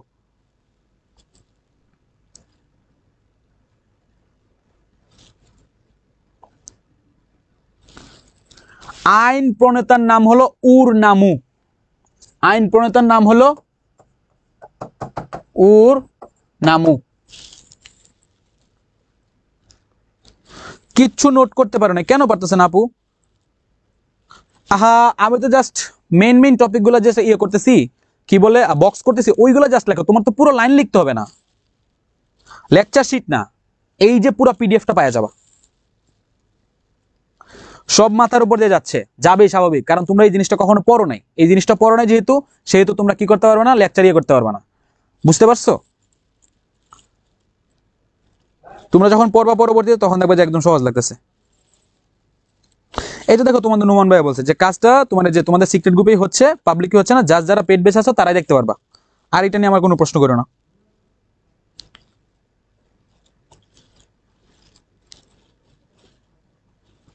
আচ্ছা, তাহলে আমরা নেক্সট বেবিলনে তাকাই। পিডিএফ যখন দেখেন তখন কি নোট করতে, তখন তো পিডিএফটা যখন তোমরা পেয়ে যাবা তখন তো সবকিছু থাকবে এখানে, বুঝো নাই? এখন তোমরা যে নোট করবে তোমার সবকিছু আছে। ওকে,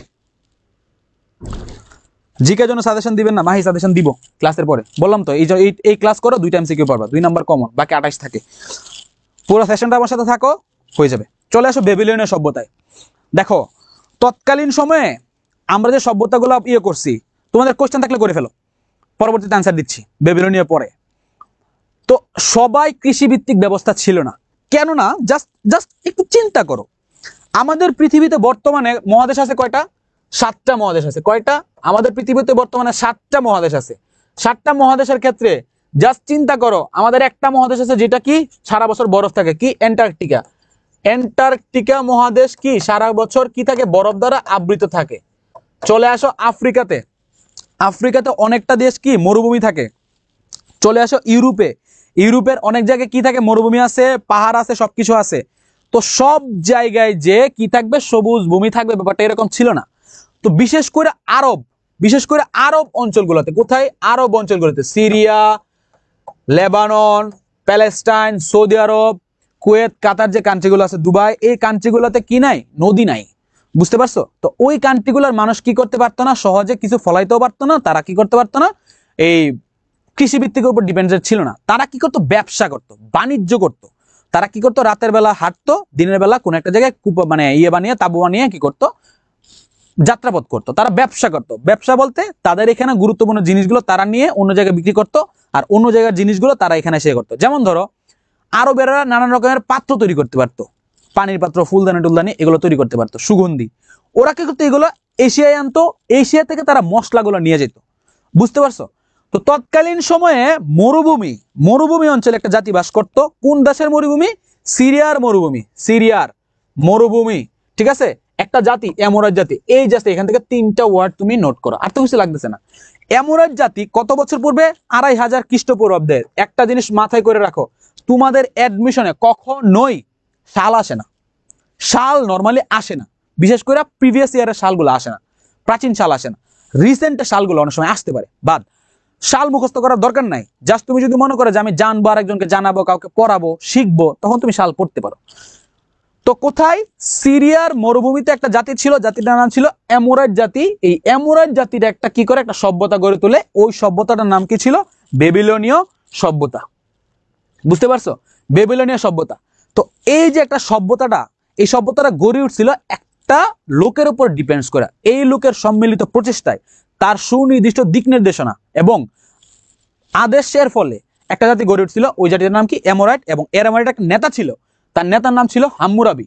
তো এই হাম্মুরাবি কি করছিল? একটা লিখিত আইন প্রণয়ন করছিল, কার মতো?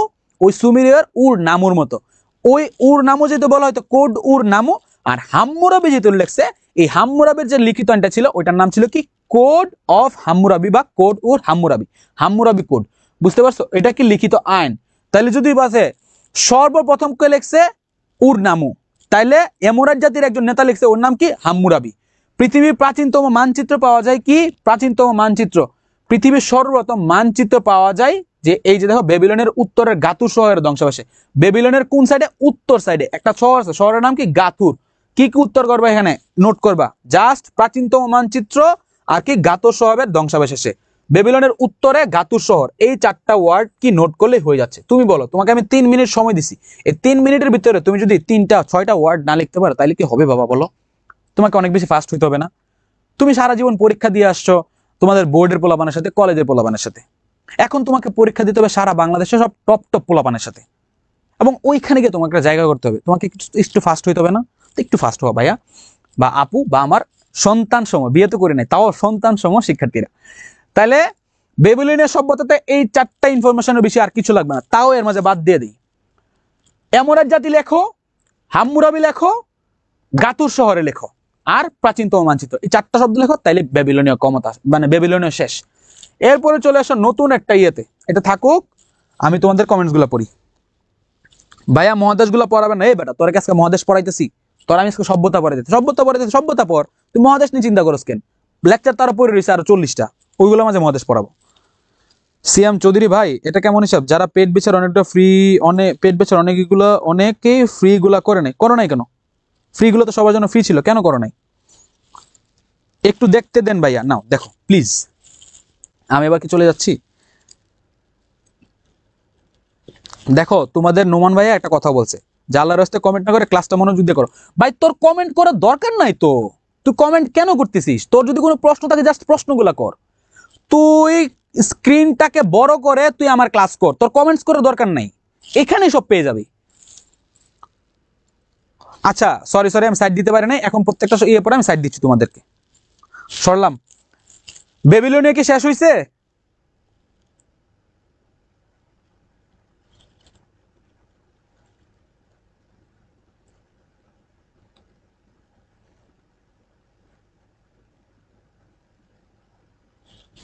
আচ্ছা সাইড দিলাম। দেখো আমরা বেবিলনীয় শেষ করে আমরা পরবর্তী স্লাইডে যাচ্ছি। শেষ হয়েছে? 4টা ওয়ার্ড জাস্ট লেখো, তাড়াতাড়ি করো। কয়টা বাজে? 7:53 বাজে, তাড়াতাড়ি করো। ডান। ওকে, বেবিলনীয় শেষ করে আমরা সামনের দিকে আগাই। এই যে বেবিলনীয় সভ্যতার দেখো কোড উর নামু, ওনার যে ইয়েগুলো ছিল তার লিখিত আইনের ছবিটা দেহাল থেকে গুহা থেকে ব্যবহার মানে পাওয়া গেছে। গুগলে সার্চ দিও কোড উর নামে লিখলে ছবিগুলো পাবা। এখানে তোমার এই যে সবগুলো ক্লিয়ার দেখা যাচ্ছে না। বেবিলনীয় সভ্যতা যে রাজবাড়ি ছিল, রাজবাড়ির একটা ধারণা ছিল দেয়ালে আঁকা, এটা এখানে দেওয়া আছে।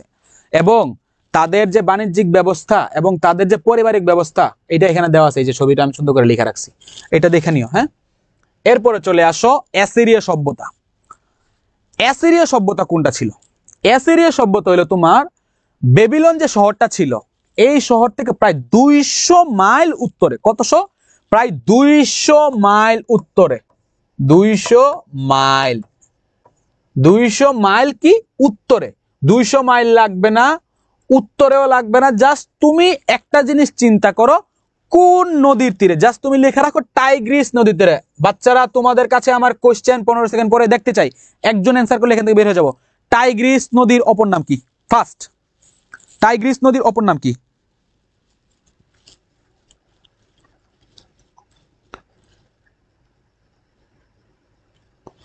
টাইগ্রিস নদীর অপর নাম কি? সভ্যতা মোট কতটি? উত্তর ক্লাসের শেষে পাবা। সাদিয়া ক্লাসের শেষে থাকো, এঞ্জেল সাদিয়া ক্লাসের শেষে থাকলে তোমাকে আমি জিজ্ঞেস করতে পারবো যে কয়টা সভ্যতা, তুমি অ্যান্সার দিতে পারবা। বলো টাইগ্রিস নদীর নাম দজলা, আর ইউফ্রেটিস নামের অপর নাম কি? বাকারা বুকারা। তোরা যে পারতেছিস না, কমেন্টস করতেছিস না,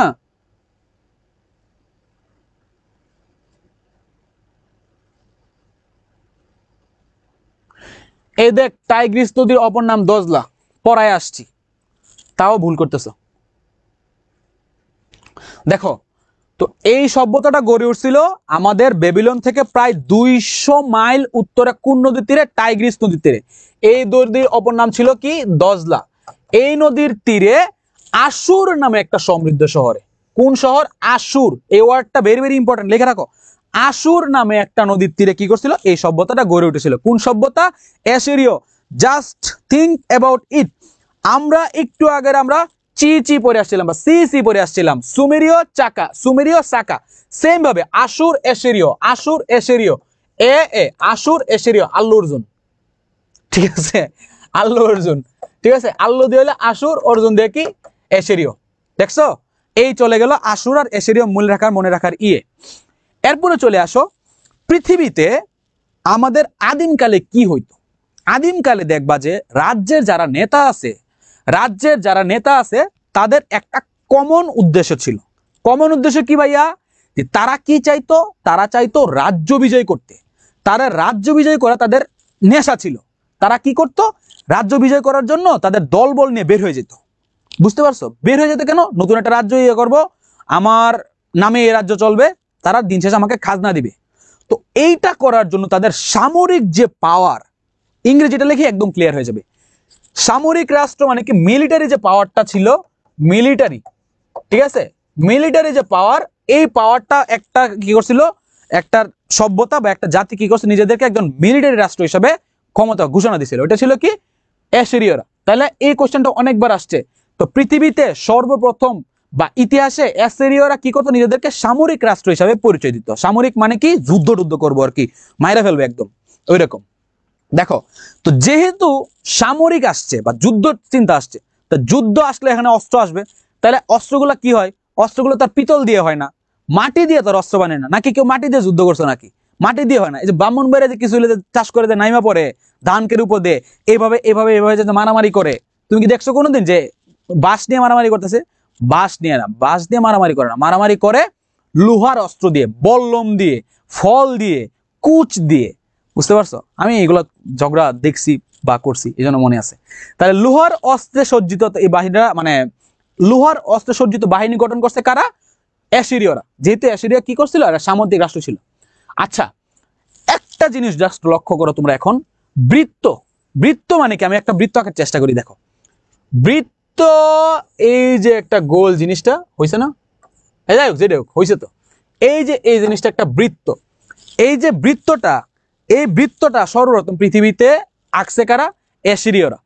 তো অ্যাসিরীয়রা কেন আঁকছে? তাদের শহর থেকে কে উত্তরে যাবে, কে দক্ষিণে যাবে, কে পূর্বে যাবে, কে পশ্চিমে যাবে, সেন্টার কোনটা, তাদের এটা লাগবেই।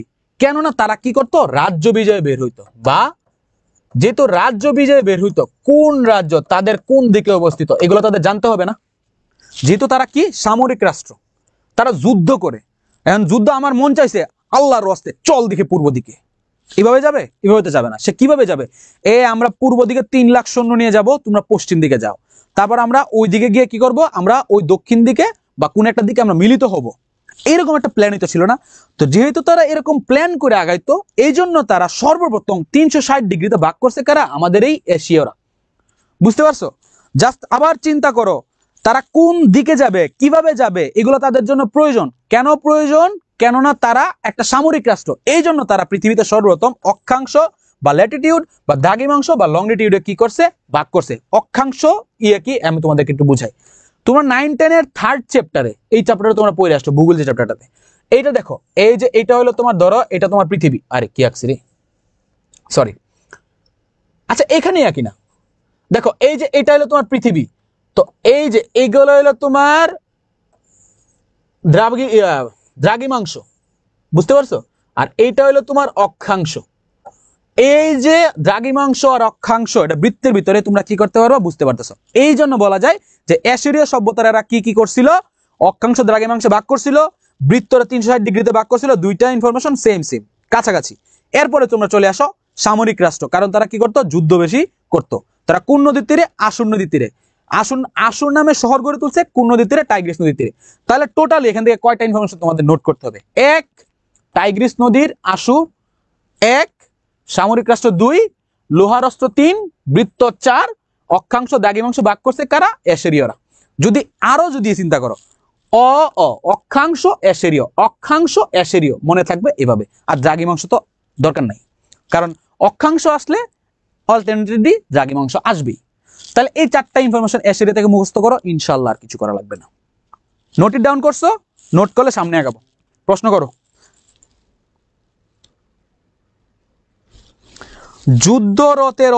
যুদ্ধরথ বলতে কি বোঝানো হয়েছে? ওকে জুবেন নাহার আপু, তোমার অ্যান্সার দিচ্ছি এখন। যুদ্ধরথ, এখন চলে আসো। তোমরা হিন্দু ধর্মের কি কেউ আছো আপু? থাকলে তো তোমাদের জানার কথা। রথ বলতে বোঝানো হয়, রথ বলতে বোঝানো হয় একটা গাড়ি বা একটা বাহন, বুঝতে পারছো, যেখানে এক জায়গা থেকে অন্য জায়গায় যাওয়া যায়।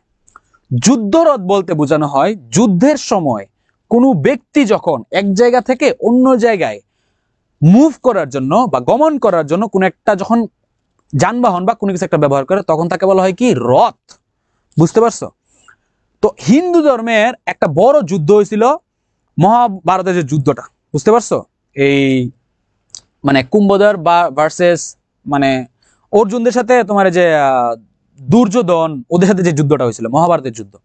মহাভারতের যুদ্ধ দেখবা যে অর্জুন যে ঘোড়ার গাড়িটাতে যাইতো, ওইটা পরিচালনা করতো তাদের দেবতা শ্রীকৃষ্ণ, ঠিক আছে, এবং অর্জুন উপরে থেকে তীর মারতো।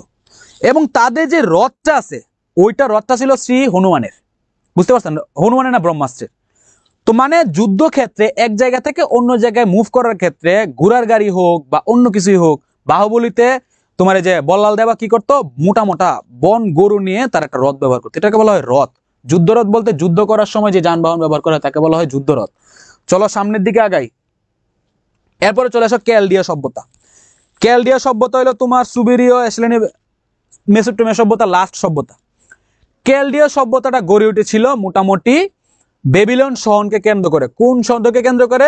বেবিলন শহরকে কেন্দ্র করে যে সভ্যতাটা গড়ে উঠেছিল তাকে নতুন বেবিলনীয় সভ্যতা, মানে কি ওই বেবিলনের কাছেই নতুন বেবিলনীয় সভ্যতাটা গড়ে উঠেছিল, ওইটাকে বলা হয়তো কি ক্যালডিয়া সভ্যতার কাছে। ওইটার স্থপতি বা ওই সভ্যতাটা একজন ব্যক্তি মেইনলি গড়ে তুলছিল, তার নাম ছিল সম্রাট নেবুচাঁদনেজার। তাহলে সম্রাট নেবুচাঁদনেজার কোন সভ্যতা গড়ে তুলেছিল? কি, ক্যালডিয়া সভ্যতা।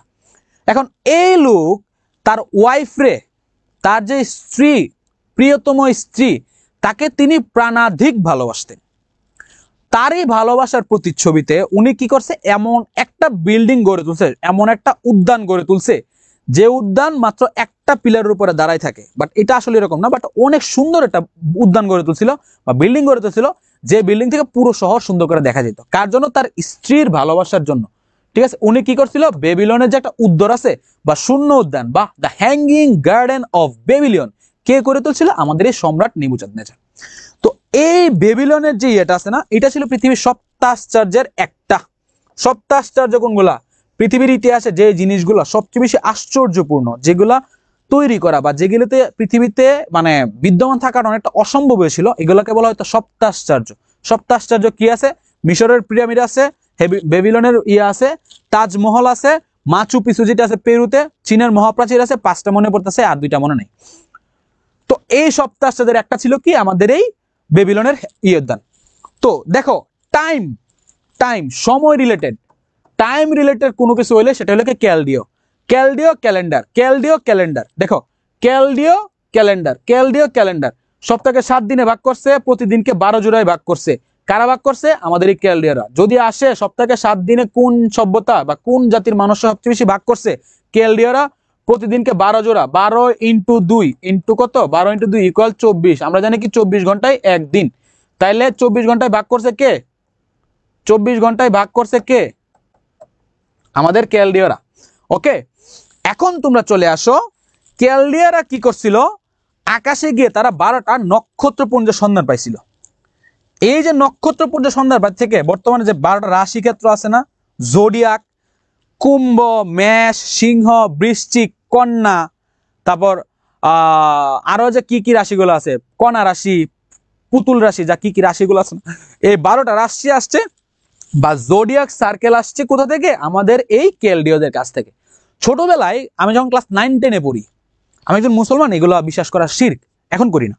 9-10-এ যখন পড়তাম তখন শুক্রবেলা অধুনাতে মঙ্গলবার না বুধবারে প্রত্যেকদিন প্রথম আলোতে একজন ব্যক্তি এই সপ্তাহের রাশিফল নামে একটা শিরোনাম দিত। তোমরা কি কেউ দেখছো, লক্ষ্য করছো?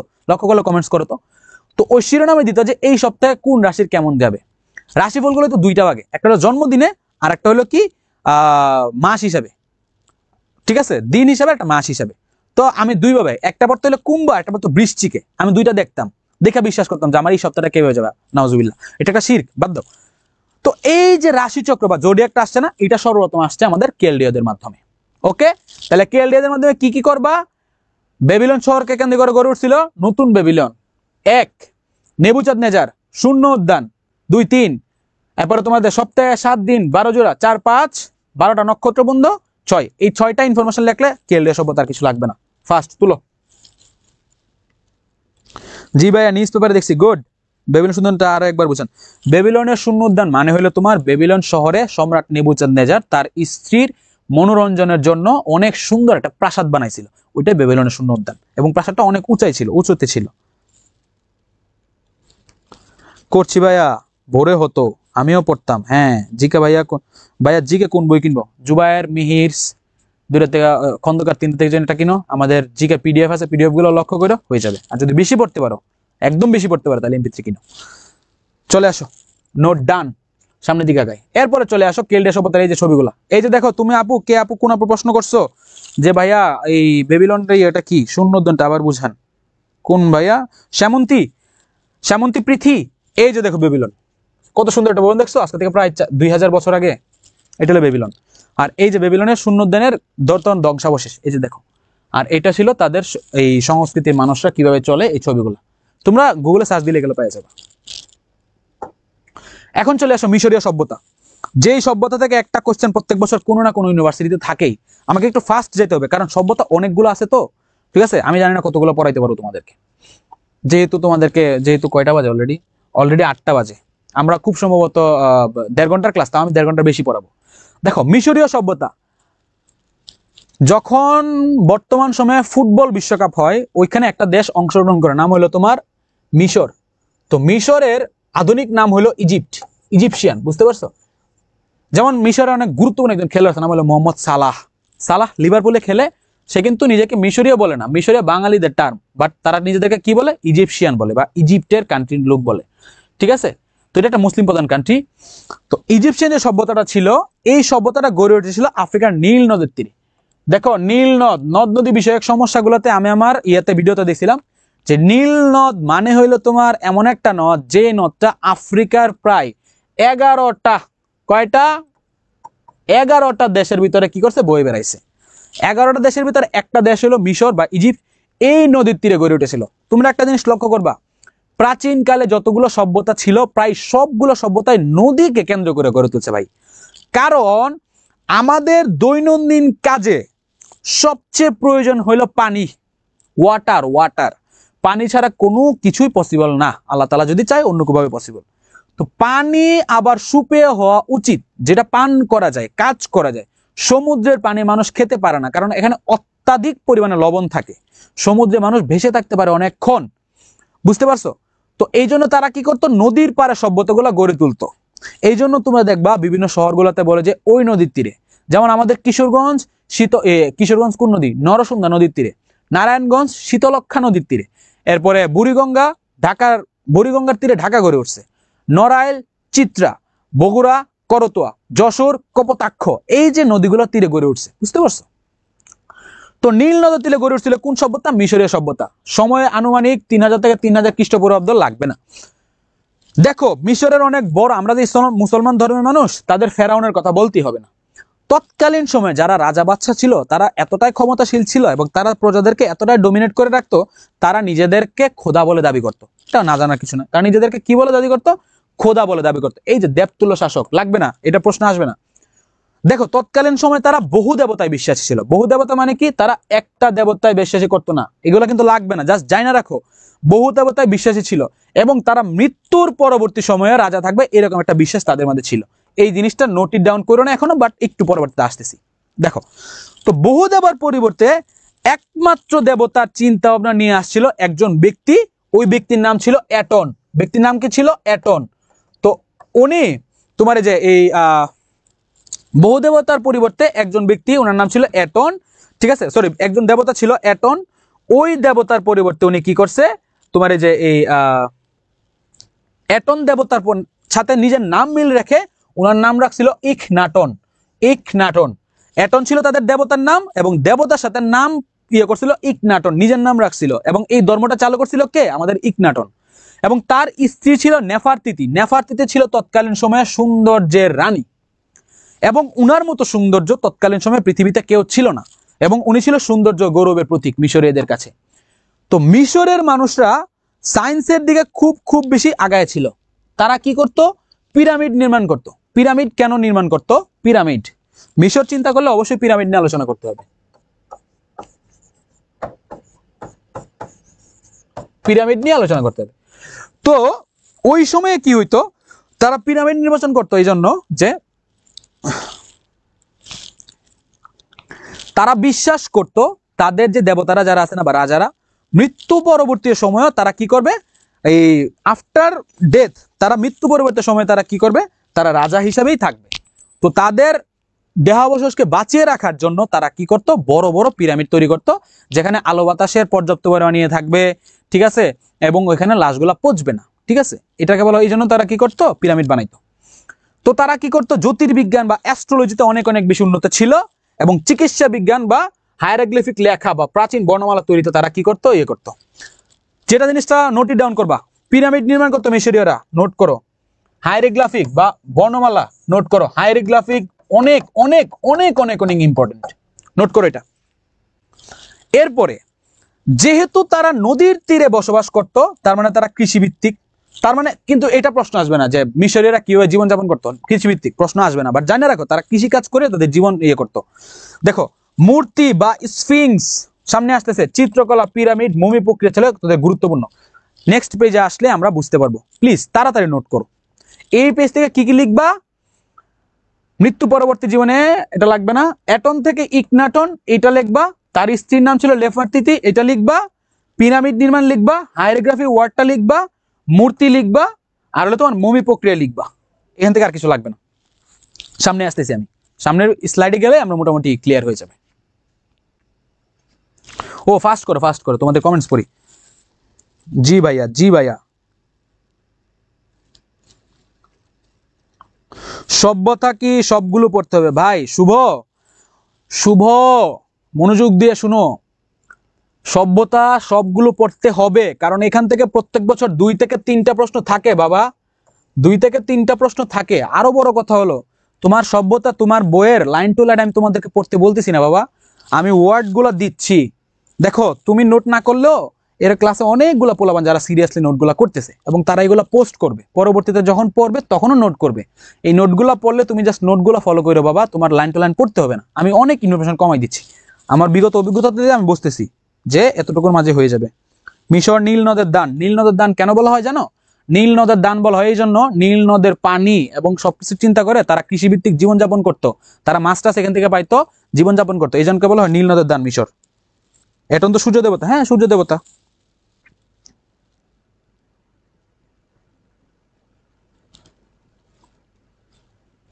নেবুচাঁদনেজারে চন্দ্রবিন্দু নাই কেন? এটা কোন ধরনের কথা? আমি জানি না চন্দ্রবিন্দু কেন নাই। আমি সারা জীবন নেবুচাঁদনেজার বানানটা এইভাবে পড়ে আসছি, আমি আসলে জানি না। ক্লিয়ার ভাইয়া, ডান ডান ভাইয়া, সাইড প্লিজ, সাইড তো দিলাম ভাইয়া। ফেরাউন অর্থনৈতিক রাজা ছিল না ভাইয়া, ফেরাউন অর্থনৈতিক রাজা ছিল না। অর্থনৈতিক রাজা আবার ইয়ে রাজা মানে কি? রাজা তো রাজাই, অর্থনৈতিক আবার ইয়ে কি? আমি এতদিন জানতাম যে রাজা মানে যে সাম্রাজ্য সর্বাধিক বিস্তৃতি করছে একটা, তার সম্পর্কে সবচেয়ে বেস্ট ছিল এটা, আর প্রথম রাজা। আমি এই টার্মগুলো জানি, অর্থনৈতিক রাজা বলতে কিছু জানি না আমি। মিশরকে কিশোর দেশ বলা হয়, পিরামিডের দেশ বলা হয়। লিখে রাখ, মিশরকে পিরামিডের দেশ বলা হয়। এগুলো সিলি কোশ্চেন, এগুলো আসবে না। এরপরে চলে আসো, এই যে দেখো মিশরকে পিরামিডের দেশ বলা হয়, মাত্র বলতে বলতে চলে আসছে। মিশর রাজাদেরকে বলা হয়তো ফারাও, ফারাও মিশরের রাজাদেরকে বলা হয়তো ফারাও, ঠিক আছে, অনেক ইম্পর্টেন্ট। এবং পিরামিড, বিখ্যাত যে পিরামিডটা আছে, এই পিরামিডটা হলো ফারাও খুফুর পিরামিড। এই যে আমার পিছনে যে ছবিটা, এই ছবিটা হলো ফারাও খুফুর পিরামিড। ফারাও খুফুর পিরামিড, এই প্রশ্নটা হাজার হাজার বার আসছে, নোট করো। সবচেয়ে বড় বা বিখ্যাত ফারাও খুফুর পিরামিড। আর একটা কি, তাদের গৌরব ছিল স্ফিংস তৈরিতে। স্ফিংস, মিশরীয়দের গৌরব ছিল স্ফিংস তৈরিতে। স্ফিংস কি একটু বুঝে নাও বাবারা। স্ফিংস মানে হইলো তোমার এই যে তাদের যে পিরামিডগুলো আছে, পিরামিডের উপরের অংশটা মানবাকৃতির এবং নিচের অংশটা ছিল সিংহাকৃতির। তাদের দেহাবশেষটা ছিল সিংহাকৃতির, এটাকে বলা হয়তো স্ফিংস। বুঝতে পারছো, এইটা বলা হয়তো স্ফিংস। এবং এই মিশরীয়রা কি করছিল, তোমাদের এই যে এই পিরামিডের ভিতরে যে অমূল্য ধন সম্পদ ছিল, এই ধন সম্পদগুলো কে আবিষ্কার করছে তোমাদেরকে বলতেছি। তো এই মিশরীয়রা সর্বপ্রথম 12 মাসে 1 বছর 30 দিনে 1 মাস এগুলো গণনা নীতি চালু করছে। তোমাদেরকে জাস্ট এখানে কনফিউশন লাগে ছেলেদের, সপ্তাহে 7 দিন আর 12 জোড়া কারা আবিষ্কার করছে? কেলডীয়রা। কিন্তু 12 মাসে 1 বছর 30 দিনে 1 মাস এটা আবিষ্কার করছে মিশরীয়রা। তারা মিশরীয় আর কেলডীয়র মধ্যে পার্থক্য কি যে ভাইয়া, মিশরীয়রা কি করছে 12 মাসে 1 বছর 30 দিনে 1 মাস, কারা করছে? মিশরীয়রা। আর সপ্তাহে 7 দিন আর 12 জোড়ায় 1 দিন, ঠিক আছে, ঠিক আছে, এটা করছে কেলডীয়রা, পার্থক্য এটা। এখন চলে আসো মিশরীয় যেটা কি প্রত্নতত্ত্ব করছে। দেখো প্রত্নতত্ত্ব ব্যাপারটা হলো তোমার 1922 সালে, কত সালে?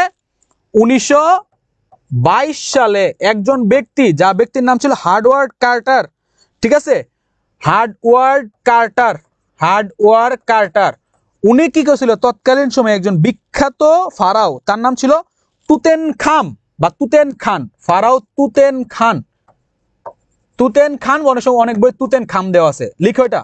1922 সালে হাওয়ার্ড কার্টার, হাওয়ার্ড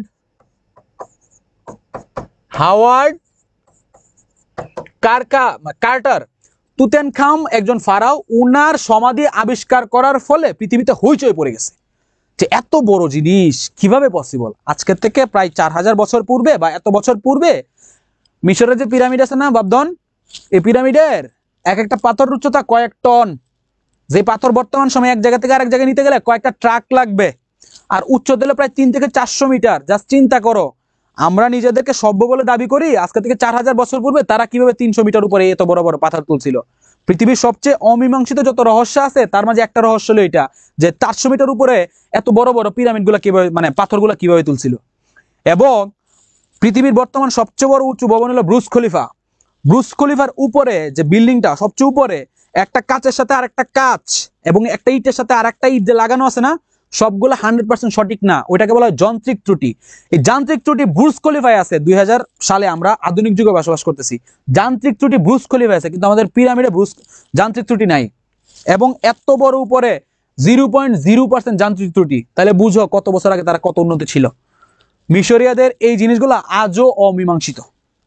দেখো 33 থেকে গুড, কিন্তু রোজি তুমি তো 1333-এ বলায় তুমি 11324 লিখে ফেলছো, ওইটা চেঞ্জ করো। জিনদের পিরামিড বানানো হয়েছে মেবি, এটা অনেকে বলতে চায় না, আমরা মুসলমানরা বিশ্বাস করি। ভাইয়া একটু সাইড দেন, নোট করতে প্রবলেম হচ্ছে। আমি সরি রুনা, সরি। ইসলামের ইতিহাসে পড়েছিলাম মনে হয়, এতদিন ভুলে গেছি, রেগুলার না পড়লে ভুলবা স্বাভাবিক। হ্যাঁ ভূমি সবকিছু বুঝতেছো তো আপু, তাবাসুম বুঝতেছো তো, স্নেহা তোমরা বুঝতেছো তো, চলো সামনের দিকে আগাই। এখন চলে আসো আমার সোনা মানিকেরা, এতক্ষণ যা আমরা আলোচনা করছি সবকিছু আমাদের উপমহাদেশের বাইরে। এখন আমরা যা আলোচনা করব তা হলো আমাদের উপমহাদেশের ভিতরে। মানে কি, আমরা ঘরের ছেলে ঘরে ফিরে আসছি। চলো চলো, আমাদের যে সিন্ধু সভ্যতা আছে বা ইন্ডাস ভ্যালি সিভিলাইজেশন, এই সভ্যতাটা গড়ে উঠেছিল আমাদের কোথায়? এই সভ্যতাটা গড়ে উঠেছিল আমাদের ভারতীয় উপমহাদেশে। তাহলে ভারতীয় উপমহাদেশে বা ভারত পাকিস্তান বাংলাদেশে যে সভ্যতা গড়ে উঠেছিল ওই সভ্যতাটা হলো সিন্ধু সভ্যতা। এই সভ্যতা উপমহাদেশের, ভারতীয় উপমহাদেশ কোনগুলা? ভারত পাকিস্তান বাংলাদেশ আফগানিস্তান চায়না টানা কান্ট্রি, আশেপাশের কান্ট্রিগুলো নিয়ে। তাহলে ভারতীয় উপমহাদেশের সর্বপ্রথম সভ্যতা কোনটা? সিন্ধু সভ্যতা। সিন্ধু একটা ইন্ডিয়ান শব্দ। তো এই সভ্যতাটা মেইনলি দুইটা নদীর তীরে গড়ে উঠেছিল। কয়টা নদীর তীরে? দুইটা নদীর তীরে, বা দুইটা শহর, বা একটা হলো হরপ্পা আর একটা কি মহেঞ্জোদারো। একটা কি হরপ্পা আর একটা কি মহেঞ্জোদারো। হরপ্পা নিজে একটা সভ্যতা ছিল। এই সভ্যতাটা গড়ে উঠেছিল রাবি নদীর তীরে। কোন নদী? রাবি নদীর তীরে। রাবি একটা নদী আছে, এই নদীর তীরে সভ্যতাটা গড়ে উঠেছিল। এবং মহেঞ্জোদারো একটা ছিল, এই মহেঞ্জোদারো তো এটা কি করছিল? গড়ে উঠেছিল। মহেঞ্জোদারো শব্দটা ওয়ার্ড উচ্চারণ করলেই আমার ঋত্বিক রোশনের কথা মনে পড়ে যায়। Hrithik Roshan, HR, the Greek god. Hrithik Roshan, কে কে চিনো ঋত্বিক রোশনকে? দেখি আমার স্টুডেন্টরা শুধু পড়াশোনাই করে নাকি মুভি টুভি দেখে। ঋত্বিক রোশনকে কে কে চিনো বলো তো একটু।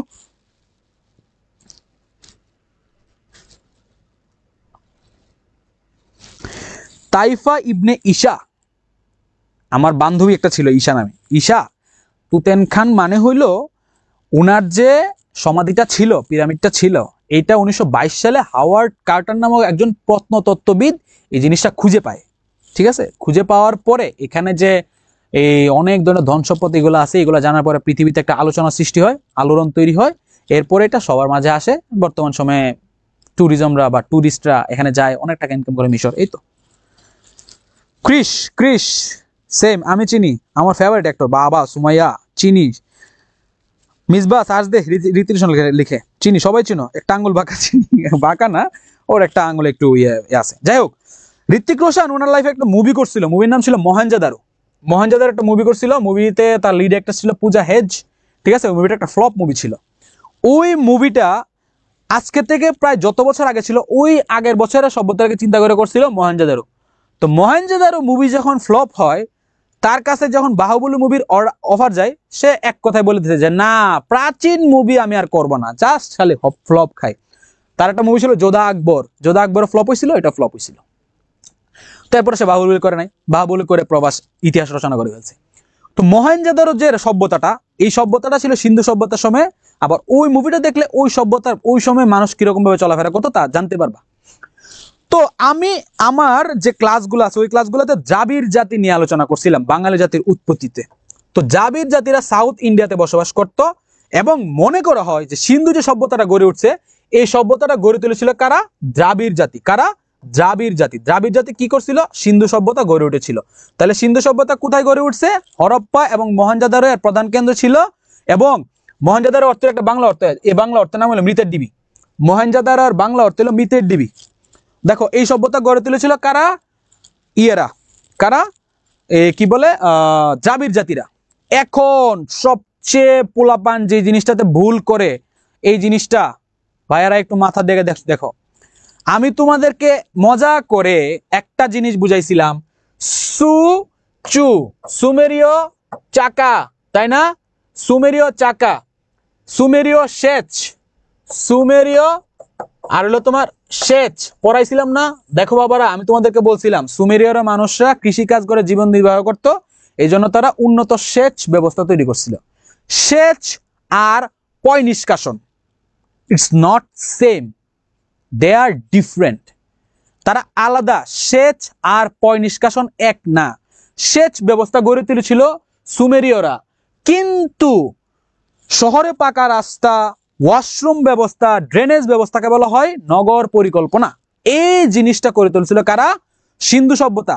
সিন্ধু সভ্যতা থেকে যেই প্রশ্নটা সবচেয়ে বেশিবার আসে, যে উন্নত নগর পরিকল্পনা, পাকা রাস্তা, ড্রেনেজ ব্যবস্থা গড়ে তুলেছিল কারা? এবং ইটের বাড়ি এবং কূপ, এই জিনিসগুলো গড়ে তুলেছিল কারা? কারা হবে? সিন্ধু সভ্যতা। সিন্ধু সভ্যতা, এই মানুষরা কি করছিল? একটা উন্নত নগর পরিকল্পনা গড়ে তুলছিল। তাদের বাড়িতে তারা কি করছিল? পার্সোনাল ওয়াশরুম পর্যন্ত অ্যাটাচ করেছিল। আমি আমার বাড়িতে, গ্রামের বাড়িগুলো আজকে থেকে 20-30 বছর আগে গ্রামের বাড়িগুলার ওয়াশরুমগুলা বাড়ি থেকে অনেক দূরে হইতো, কিন্তু বর্তমান সময়ে দেখবা যে বর্তমান সময়ে অ্যাটাচড ওয়াশরুম, কিন্তু আজকে থেকে হাজার হাজার বছর পূর্বে অ্যাটাচড ওয়াশরুম ছিল না। তারা ওয়াশরুমগুলো কি করতো? বাড়ির বাইরে রাখতো। কিন্তু সিন্ধু সভ্যতার মানুষরা তাদের ফিমেলদের কথা চিন্তা করে, বাচ্চাদের কথা চিন্তা করে, তারা তাদের শহরের পাশেই ওয়াশরুম ব্যবস্থা রাখতো, যাকে আমরা বলতে পারি যে পয় নিষ্কাশন ব্যবস্থা। বুঝতে পারছো? এই পয় নিষ্কাশন ব্যবস্থা যেন বেস্ট ছিল আমাদের সিন্ধু সভ্যতার ওরা। তাইলে পয় নিষ্কাশন কারা করেছিল? সিন্ধু সভ্যতার ওরা। পয় নিষ্কাশনের মধ্যে কি থাকবে? ড্রেনেজ ব্যবস্থা, কূপ, ইটের বাড়ি, পরিকল্পিত রাস্তা গড়ে তুলেছিল কারা? এরা। দেখো, পয় নিষ্কাশন ব্যবস্থা পানির সাথে জড়িত এবং পানি ছাড়া কৃষিকাজ হয় না। তাহলে কৃষিকাজ কারা করতো? এরা তোমার এই যে এই কৃষিকাজ করতো। সিন্ধু সভ্যতা থেকে কখনো জিজ্ঞেস করবে না সিন্ধু সভ্যতার মানুষ কিভাবে বাঁচতো, কৃষিকাজ করতে, এটা জিজ্ঞেস করবে না। জিজ্ঞেস করবে সুমেরীয়রা ছিল, কারণ কৃষি ছিল তাদের প্রধান ব্যবসা। তো সিন্ধু সভ্যতার মানুষরা বাণিজ্য করতো অনেক। তোমরা কি বেহুলা লক্ষিন্দর শুনছো? বেহুলা লক্ষিন্দরের কাহিনী শুনছো ভাইয়া আপুরা? ওই বেহুলা লক্ষিন্দরের চাঁদ সওদাগর, সে কিন্তু বাণিজ্য করত এবং চাঁদ সওদাগর কিন্তু আমাদের আশাবাসী মানুষই ছিল। সেই সেম ভাবে দ্রাবিড়েরা বাণিজ্য করতো বিধায় তাদের কৃষিকাজ সবার মেইন পেশা ছিল না। দ্যাটস ওয়াই কৃষিকাজ করে জীবন নির্বাহ করতো সিন্ধু সভ্যতার মানুষ সম্পূর্ণ বলা যায় না। তারা কি করত? তাদের থেকে প্রশ্ন আসবে তারা কোন জাতি গড়ে তুলেছিল? দ্রাবিড়। কোথায় গড়ে উঠেছিল? হরপ্পা এবং রাবি নদীর তীরে, মানে হরপ্পা সভ্যতা বা হরপ্পা একটা জায়গার নাম, মহেঞ্জোদারো নদীর তীরে তারা এই জায়গাটা ছিল। মহেঞ্জোদারো অর্থের নাম হলো মৃতের ডিবি, এটা।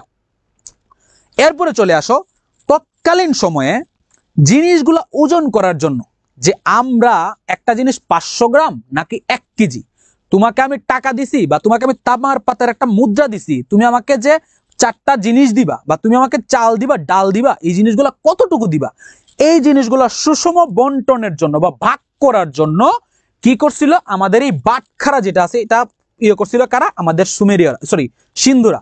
এবং স্কেল পরিমাপ করতে গেলে, বুঝতে পারছো, সময় কতক্ষণ বা উচ্চতা কতটুকু, এইগুলা করার জন্য তারা কি করছিল? স্কেল ব্যবহার করছিল। এবং এই জিনিসটা আমি আমার ব্যক্তি মালিকানাধীন জিনিস আমার নিজের মতো করে রাখবো, এই জিনিসটা কি করছিল? পাথরের গায়ে যে সিলমোহর আছে, এই সিলমোহর ইউজ করছিল কারা? আমাদের এই সিন্ধু সভ্যতার ব্যক্তিরা। ক্লিয়ার? এরপরে চলে আসো এই সিন্ধু সভ্যতার যে কি বলে তোমার যে কি বলে এই সিন্ধু সভ্যতার যে এই আবিষ্কারটা হয়েছে, আবিষ্কারটা কিভাবে হয়েছে? আবিষ্কারটা করছে হইলো তোমার মোটামুটি তোমার এই যে এই 1875 সালে আলেকজান্ডার কানিংহাম, যারা এমপিত্রি বই কিনবে তাদের কাছে সবকিছু পাওয়া যাবে। কত সালে? 1875 সালে একজন ব্যক্তি যার নাম ছিল আলেকজান্ডার কানিংহাম, এই কি করছে? হরপ্পা লিপিতে লেখা যে একটা নগরের কথা, সে কি করছে? জানতে পারছে। কোথায়? সরি, হরপ্পা লিপিতে যে একটা স্কেচ ছিল এটা জানতে পারছে, বা সিলমোহর, আলেকজান্ডার কানিংহাম। এরপরে 1921 সালে, কত সালে? 1921 সালে দয়ারাম সাহানি, দেখো প্রত্যেকটা নামের উপর আমি সালগুলো লিখতেছি। 1921 সালে একজন ব্যক্তি, তার নাম ছিল দয়ারাম সাহানি। উনার একটা প্রচেষ্টা ছিল যে আমি কি করব? পাকিস্তানের পাঞ্জাব শহরটা গিয়ে একটু ঘোরাঘুরি করব। ঘোরাঘুরি করার পরে 1922 সালে একজন বাঙালি প্রত্নতত্ত্ববিদ 1922 সালে, কত সালে? 1922 সালে একজন বাঙালি প্রত্নতত্ত্ববিদ যার নাম ছিল রাখাল দাস বন্দ্যোপাধ্যায়। রাখাল দাস বন্দ্যোপাধ্যায় কি করছে? উনিও উনার তোমার যে পাকিস্তানের যে সিন্ধু প্রদেশটা আছে এটা আবিষ্কার করছে। এরপরে একজন ব্যক্তি ছিল, নাম ছিল জন মার্শাল। তৎকালীন সময়ে ভারতরত্নের প্রত্নতত্ত্ববিদের যে প্রধান, যে হেড, জন মার্শাল। ভারতের প্রত্নতত্ত্ব বিজ্ঞানের যে প্রধান বা ইনস্টিটিউটের প্রধান জন মার্শাল, উনি কি করছে? কয়েকজন ব্যক্তি নিয়ে ওই সিন্ধু সভ্যতার যে জায়গাগুলো আছে এগুলো ঘোরাঘুরি করছে। এই জায়গাতে মেইনলি কি করছে? কমান্ড দিছে একজন ব্যক্তি, নাম হলো কাশীনাথ দীক্ষিত, ননীগোপাল মজুমদার, মার্টিমার হুইলাম, এই ব্যক্তিগুলা, এইরা এখানে হলো ইম্পর্টেন্ট। তাই এখানে কয়টা জিনিস তুমি মনে রাখবা। একমাত্র হলো তোমার আলেকজান্ডার কানিংহাম, কারণ উনার মাধ্যমে সবকিছু শুরু হয়েছে। দয়ারাম সাহানি, তার প্রচেষ্টা। রাখাল দাস বন্দ্যোপাধ্যায়, উনি ছিলেন বাঙালি। রাখাল দাস বন্দ্যোপাধ্যায় থেকে কয়েকবার কোশ্চেন আসছে। ঠিক আছে? এই 3টা জিনিস মনে রাখতে পারলে মোটামুটি দেখা গেছে যে ইনশাআল্লাহ তোমাদের আর কিছু লাগবে না। তো সিন্ধু সভ্যতা মোটামুটি এই জিনিসগুলাই, এর চেয়ে বেশি আর কোনো কিছু আসবে না। তোমাদেরকে 1 মিনিট সময় দিলাম দূরে সরে গিয়ে, ঠিক আছে? তোমরা নোট করো। তোদের মতো বলদ মানুষ দুনিয়াতে নাই। আমি যতদূর জানি মোটামুটি অনেকগুলো পোলাপান হয়েছে, কি বলে, অ্যাড হয়েছে। তাই এতগুলো পোলাপান অ্যাড হয়েছে, তো পোলাপান যদি ক্লাস না করস, পরবর্তীতে এই ক্লাসগুলো কি তুই পাবি? বোকা ছেলের দল, ক্লাস করতেছিস না। তোমাদেরকে বলছি না, এত মানুষ ভর্তি হয়েছো, চান্স তো সবাই পাবে না। কেন পাবে না? সবাই ক্লাস করবে না। স্যার আমি জুবাইর জিকে কিনছি, তবে এখানে সভ্যতাগুলো নাই। অবশ্যই আছে। জুবাইর জিকে সভ্যতা যদি না থাকে আমি কানটা গুড়ি দিয়ে এটা ফেলাই দিব, তুমি খুঁজো, পাবা। এই যে মাহি বলেছে 620 পৃষ্ঠা। সিলমোহর পরিমাণের জন্য ব্যবহার করতে পারতো, অনেকে বাটখারায় ব্যবহার করতো সিলমোহর, অনেকে টাকায় ব্যবহার করতো, জমি জমাইয়ে করতো, অনেক জায়গায় ব্যবহার করতো। ভাইয়া শেষেরটা বোঝা যায় না। শেষেরটা আপু কি বোঝা যায় না আপু? আমি আবার বলি, তুমি একটু লেখো। আলেকজান্ডার কানিংহাম সে কি করছে? 1875 সালে সব শুরু করছে। দয়ারাম সাহানি উনি অনেক গুরুত্বপূর্ণ ভূমিকা পালন করছে। একজন বাঙালি ছিল রাখালদাস বন্দ্যোপাধ্যায় 1922। না বোঝা গেলে ভাইয়া আপনার চুলগুলো আমাদের অনেক ডিস্টার্ব করে ভাই। আচ্ছা ঠিক আছে, সরি, নেক্সট থেকে চুল বাজে রাখবো। আমি রেগুলার ক্লাস করি, গুড, পাইছি, এমপিতে সব আছে। হ্যাঁ স্যার একটু সাইড দেন। সাইড তো দিলাম, আর কত সাইড দিব? শেষ ঘুমাও, কি ঘুমাবো? এই থাপ, নিতু ফাইজলামি করবে না ঋতু। কিসের শেষ? আরো 3-4টা আছে।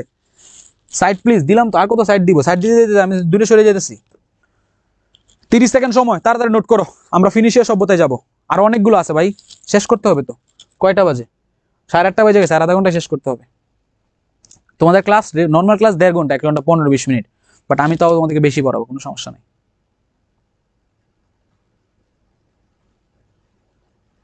Fast fast.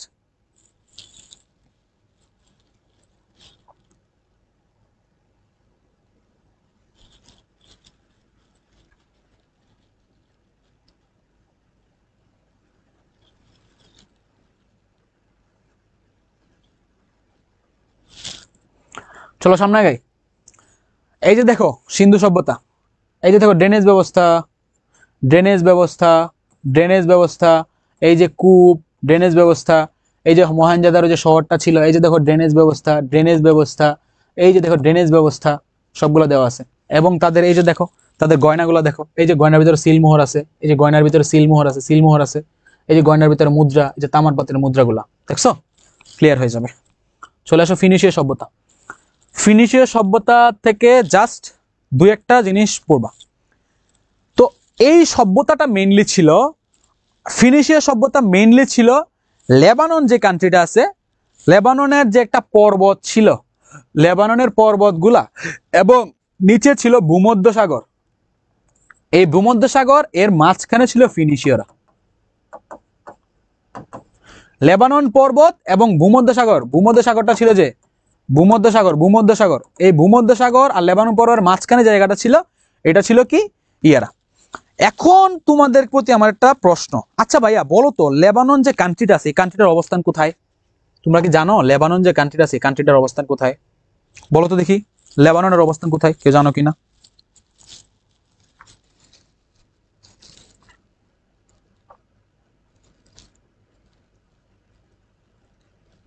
এক ঘন্টা ক্লাস করতে চাই, এর ভিতরে মাথা হ্যাং হয়ে যায়। মাথা যখন হ্যাং হয়ে যাবে তখন চিন্তা করবা ঢাকা ইউনিভার্সিটিতে একটা সিট লাগবে, তাইলেই হবে। ঢাকা ইউনিভার্সিটি একটা সিট লাগলে আমার নটরডেমের পোলামানের সাথে পরীক্ষা দিতে হবে, ঢাকা কলেজ, হলি ক্রস, এবং তোমার কলেজে ফার্স্ট বয় ছিল ওর সাথেও পরীক্ষা দিতে হবে। এভাবে চিন্তা করো, তাহলে মাথা হ্যাং হবে না। আর প্রথম দিকে যদি এই অবস্থা বলো, শেষের দিকে কি করবা? আচ্ছা লেবাননের অবস্থান দেখো, মিডল ইস্ট, গুড, একজন বলে দিচ্ছে, রাহিম কংগ্রেচুলেশনস, তুমি পারছো। দেখো মিডল ইস্টের যে কান্ট্রিগুলো আছে ওই কান্ট্রিগুলোতে বেশিরভাগই কি মরুভূমি। তো যেহেতু মরুভূমি ওইখানে আছে, তার মানে নিশ্চিত তাদের এখানে নদী নাদা খুব বেশি নাই, তার মানে তারা কৃষিকাজ করতে পারবে না। দ্যাটস ওয়াই তারা কি করলো, একমাত্র ছিল বাণিজ্য। প্রশ্ন যদি আসে কোন সভ্যতার মানুষ বাণিজ্যের উপর ডিপেন্ডেন্ট ছিল? ফিনিশীয় সভ্যতা।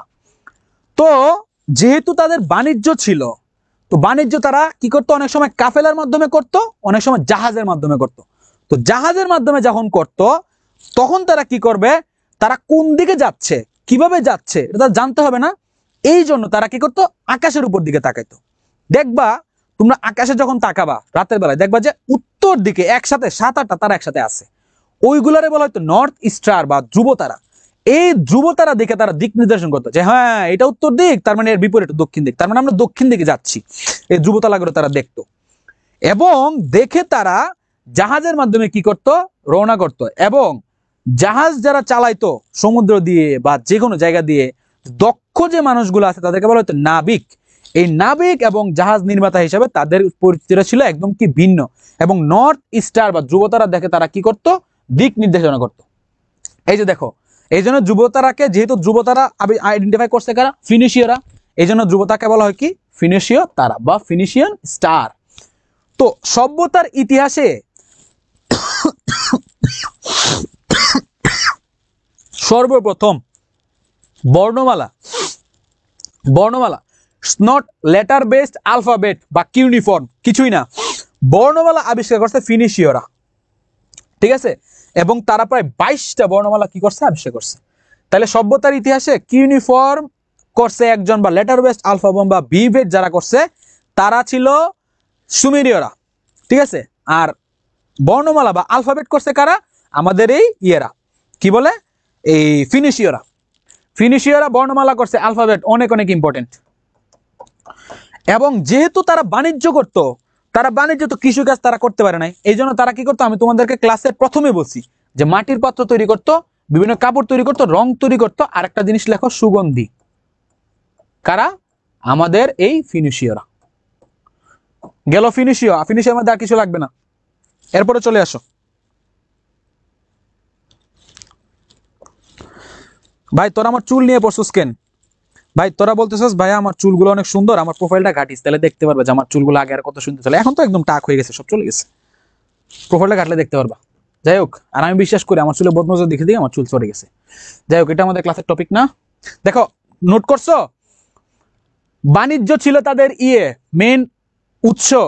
নাবিক এবং জাহাজ নির্মাতা হিসেবে তাদের পরিচিত ছিল।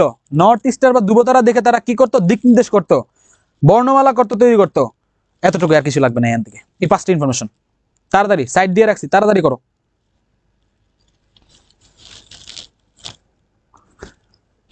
ক্লাস থেকে তারা যারা লিভ নিতেছস, তোদের মতো বলো দিই পৃথিবীতে নাই। নিজের টাকা দিয়ে ভর্তি শেষ, বেটা ক্লাস করতেছিস না। যারা ধৈর্য ধরে ক্লাস করতে পারবে তারাই শেষে চান্স পাবি, না চান্স পাবি না, শেষ, জানা কথা।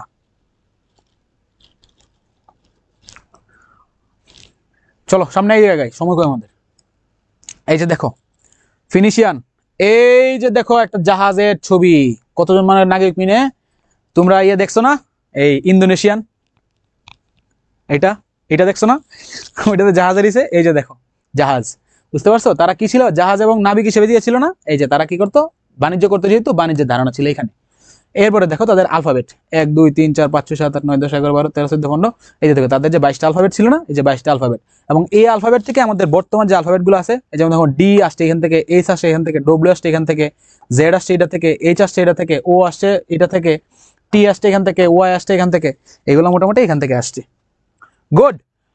তারপরে চলে আসো নেক্সটের দিকে আগাই, হিব্রু সভ্যতা। এই সভ্যতাটা সবচেয়ে কম ইম্পর্টেন্ট, এটা লাগবেই না, ধরতে গেলে লাগবেই না। একমাত্র একটা জিনিস এখানে, সর্বপ্রথম এক ঈশ্বরবাদ বা আল্লাহ তাআলা এক, এটা হিব্রু সভ্যতার মানুষ আনছে। হিব্রু সভ্যতা লাগেই না, এক ঈশ্বরবাদ আনছে, যেহেতু আল্লাহ তাআলার কথা আনছে। এটা তো তোমার মুসা আলাইহিস সালাম, দাউদ আলাইহিস সালাম এবং সুলাইমান আলাইহিস সালাম এবং জেরুজালেমকে কেন্দ্র করে। আর জেরুজালেম যেহেতু, তার মানে ইসরায়েলরা, প্যালেস্টাইনে তো লাগবে না। এই হিব্রু সভ্যতা লাগবে না, খুব বেশি ইম্পর্টেন্ট না। জাস্ট এক ঈশ্বরবাদ চালু করছে, এটা তোমরা জানো। আল্লাহ তাআলা এক, এটা চালু করছে মুসা আলাইহিস সালাম পৃথিবীতে, ওইরকম ভাবে সবকিছু বাদ দিয়ে আইসা এবার তোমার জেরুজালেমকে কেন্দ্র করে, কারণ মুসা আলাইহিস সালাম তো জেরুজালেমই ছিল। আর ইসরায়েলের অধিবাসী, মুসা আলাইহিস সালাম তো ইসরায়েলের অধিবাসী ছিল, তৎকালীন সময় তার ফিলিস্তিন নাম ছিল না। হিব্রু সভ্যতা লাগবে না, ইম্পর্টেন্ট না।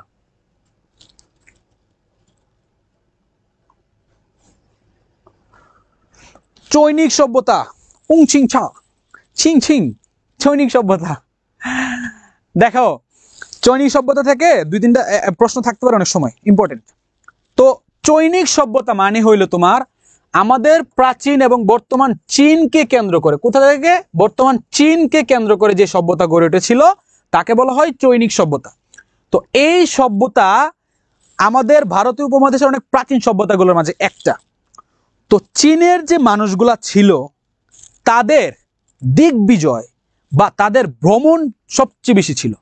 ভ্রমণ, তারা কি ছিল, ভ্রমণ পিপাসু ছিল, ভ্রমণ পিপাসু, ঠিক আছে। এবং তাদের দেশের অনেক অনেক ব্যক্তি, তারা কি করত, তাদের নিজের দেশ ছেড়ে কয়েক বছরের জন্য তারা কি করত, অন্যান্য জায়গায় ভ্রমণ করত। ভ্রমণ করার সময় তারা উপমহাদেশগুলো দেখতো। অনেক সময় যে রাজদরবার আছে, রাজদরবারে তারা কাজী বা বিচারকের দায়িত্ব পালন করত। তারপর তোমার এই যে এখানে যারা শিক্ষা, অনেকে শিক্ষা দিত, অনেকে আবার শিক্ষা গ্রহণ করত। যেমন হিউয়েন সাং তোমার যে এই শিলভদ্রের কাছে এসে শিক্ষা গ্রহণ করছিল, এরকম ভাবে। তো এই যে তাদের যে দার্শন যে ইয়েটা আছে, এই দার্শনের অনেক গুরুত্বপূর্ণ একটা ইয়ে ছিল চীনিজদের মাঝে। তো তাদের প্রাচীনতম যে দার্শনিক, মানে তাদের ওনার মাধ্যমে দর্শনের যাত্রাটা শুরু হয়েছে, ওনার নাম ছিল লাও ত্সে। নাম কি, লাও ত্সে। এবং তার যে একটা মতবাদ ছিল যে হ্যাঁ, ঈশ্বর এটা, মানুষ এভাবে চলবে, মানুষ এভাবে চিন্তা করে। আমি তাওবাদ পড়ি নাই, ঠিক আছে, আমি বলতে পারছি না ভিতরে এক্স্যাক্টলি কি লেখা ছিল, কিন্তু তার যে মতবাদটা ছিল ওই মতবাদের নাম ছিল তাওবাদ। তাইলে কোশ্চেন আসতে পারে যে পৃথিবীর সবচেয়ে প্রাচীনতম দার্শনিক কে ছিলেন? চাইনিজদের, তার নাম ছিল লাও ত্সে এবং তার মতবাদের নাম ছিল তাওবাদ। কিন্তু এই যে এত এত দার্শনিক আসছে, তাদের মাঝে সবচেয়ে প্রভাবশালী বা সবচেয়ে পাওয়ারফুল ছিল একজন ব্যক্তি যার নাম ছিল কনফুসিয়াস। এবং এই কনফুসিয়াসের যে ধারণাটা পরবর্তীতে তার অনুপস্থিতিতে মানুষের সামনে ছড়িয়ে দেয় একজন ব্যক্তি, তার প্রধান অনুসারী, ওনার নাম ছিল মেনসিয়াস। একটা জিনিসও ছাড়ার সুযোগ নেই, কনফুসিয়াস ছিল সবচেয়ে প্রধান প্রভাবশালী এবং তার ইয়ে ছিল কি? মেনসিয়াস। এরপরে চলে আসো, তোমরা কি চাইনিজ মুভি দেখো বাপমারা? আমার প্রিয় স্টুডেন্টরা, তোমরা কি চাইনিজ মুভি দেখো? চাইনিজ মুভি দেখলে বুঝতে পারবা তাদের মুভির অনেক বড় একটা পার্ট গড়ে ওঠে কুংফু ঘিরে, ড্রাগন ঘিরে, আরেকটা হলো ওয়ার বা যুদ্ধ ঘিরে বা যুদ্ধ ঘিরে। তাদের সংস্কৃতিতে যুদ্ধ জিনিসটা বা তরবারি দিয়ে বা সোয়ার্ড দিয়ে যুদ্ধ জিনিসটা অনেকটা দেখবা। চীনের মানুষদেরকে দেখবা চুলগুলো অনেক লম্বা লম্বা চুল, ছেলেদেরও চুলগুলো লম্বা লম্বা চুল, ইয়ে করে তলোয়ার দিয়ে যুদ্ধ করতেছে, মুভিগুলো দেখতে পারবা। তাদের ইতিহাসে যে যুদ্ধের যে ব্যাপারটা না, এটা আজকে থেকে হাজার হাজার বছর আগেই। তৎকালীন সময়ে চীনের মানুষদের যুদ্ধের প্রতি গুরুত্ব আরোপ করে একজন ব্যক্তি, উনি ছিলেন চীনের অনেক বড় বড় যুদ্ধগুলোর নেতা ছিলেন উনি। ওনার নাম ছিল শুনজু শুনজু শুনজুং ছাং। আমি জাস্ট এইভাবে মজা করে পড়তাম, শুনজু, SUNTZU, শুনজু। উনাকে বলা হয়তো তৎকালীন সময়ের একজন বিখ্যাত, মানে সবচেয়ে বিখ্যাত সমরনায়ক। সমর মানে কি? যুদ্ধ, যুদ্ধ না মানে কি? যুদ্ধের নায়ক, ঠিক আছে। উনার তৎকালীন সময় যে প্রচলিত যে দিক নির্দেশনা ছিল, এইগুলো দিয়ে চাইনিজরা কি করতো? যুদ্ধের পরিকল্পনা সাজাতো। এবং উনার এটার উপর ডিপেন্ডস করেই চাইনিজরা কি করতো? পার্শ্ববর্তী রাজ্যগুলোতে আক্রমণ করতো। এবং এই লোক একটা বই লিখছিল, ওই বইটার নাম হলো তোমার, সরি, উনাকে সবাই ভালোবাসে একটা উপাধিকে ডাকতো, তার নাম ছিল দ্য আর্ট অফ ওয়ার বা রণকৌশল, বা এটা ইয়ে ছিল কি মোটামুটি আমাদের শুনজু বা চাইনিজের যে বইটা, ওইটা বুঝতে পারছো? তো সরি, এটা একটা বই ছিল, উনি একটা বই রচনা করছিল, বইটার নাম ছিল the art of war. Art of war কে লিখছে শুনজু। ওনার যে বইটা, এই বইটাকে তৎকালীন সময়ে চীনের মানুষের কাছে বাইবেল ছিল, যারা যুদ্ধ করে তাদের কাছে একটা বাইবেল ছিল, কারণ এই বইয়ে যা যা লেখা আছে তারা মোস্ট অফ দ্য টাইম এটাই কি করতো? ফলো করতো। এরপরে চলে আসো, চীনের মানুষ নিজেরা তো যুদ্ধ করতো ট্রু, কিন্তু তাদের উপরে তো অনেক সময় আক্রমণ হইতো। তো তাদের উপর যে আক্রমণগুলো হইতো, আক্রমণগুলো করতো কারা? মঙ্গোলীয়রা। কারা? মঙ্গোলীয়রা। তো মঙ্গোলীয়দের কাছ থেকে তাদের জাতিকে তারা বাঁচানোর জন্য তারা কি করছে? বিশাল বড় বড় পাহাড়ের উপর দিয়ে প্রায় 22,000 কিলোমিটার, কত? প্রায় 22,000 কিলোমিটার জায়গা নিয়ে একটা প্রাচীর গড়ে তুলে তারা, যে আমাদেরকে আসলে এই টপকায় আসতে হবে, নাহলে আসতে পারবা না। আর আমরা এই সাইডে থাকবো, তোমরা আসলে চাষ করে মেরে ফেলাই দিব। আর চীনের অংশের দৈর্ঘ্য ছিল প্রায় 8,000 কিলোমিটার, মোট দৈর্ঘ্য ছিল 21,196, মুখস্থ করা দরকার নাই, জাস্ট 8,821 কিলোমিটার। এইটা 8,850, এইটা পড়ে রাখো। এবং তৈরি করছে মিং রাজবংশ। কারা? মিং রাজবংশের মানুষরা এটা তৈরি করছে। এই ছিল মোটামুটি প্রাচীন চৈনিক সভ্যতা, এর থেকে লাগবে না। সবচেয়ে প্রভাবশালী দার্শনিক ছিল কনফুসিয়াস, ঠিক আছে। এর প্রধান অনুসারী ছিল মেনসিয়াস। একজন ব্যক্তি ছিল লাও ত্সে, উনার যে মতবাদ এটার নাম ছিল তাওবাদ। লাও ত্সের ছিল তাওবাদ। শুনজু ছিলেন সবচেয়ে রণকৌশলী, উনার বইয়ের নাম the art of War. Great Wall of China, এটা চায়নাতে স্থাপিত জানোই। এবং এটা কোন রাজধর্মের ইয়ের আমলে ছিল? মিং রাজবংশের। এবং ঠিক আছে, এবং তোমার যে ওই তাদের আমলের দৈর্ঘ্য হলো তোমার 8,850 কিলোমিটার। এই, আর কিছুই লাগবে না। ও হ্যাঁ, ওটা কিন্তু আবার একটা বিশ্ব সপ্তাহের একটা। আর এই সভ্যতাটা অ্যাকচুয়ালি মেইনলি গড়ে উঠেছিল হুয়াংহু, এরপর তোমার যে হুয়াংহু চীনের দক্ষিণ অংশ, পাশাপাশি আর একটা নদীর তীরে, বুঝতে পারছো? এটা গড়ে উঠেছিল, নোট করো তাড়াতাড়ি।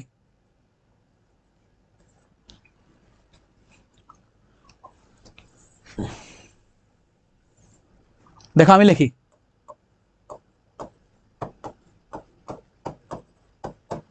হুয়াংহু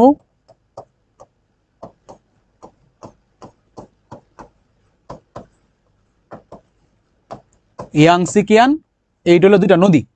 এই দুইটা নদী পাশাপাশি চীনের দক্ষিণ অংশ মিলে চৈনিক সভ্যতাটা গড়ে উঠেছিল।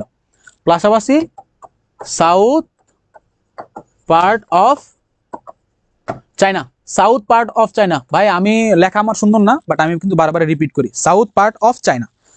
এই তিনটা জিনিস এই তিনটা জিনিসকে নিয়ে চৈনিক সভ্যতা গড়ে উঠেছিল।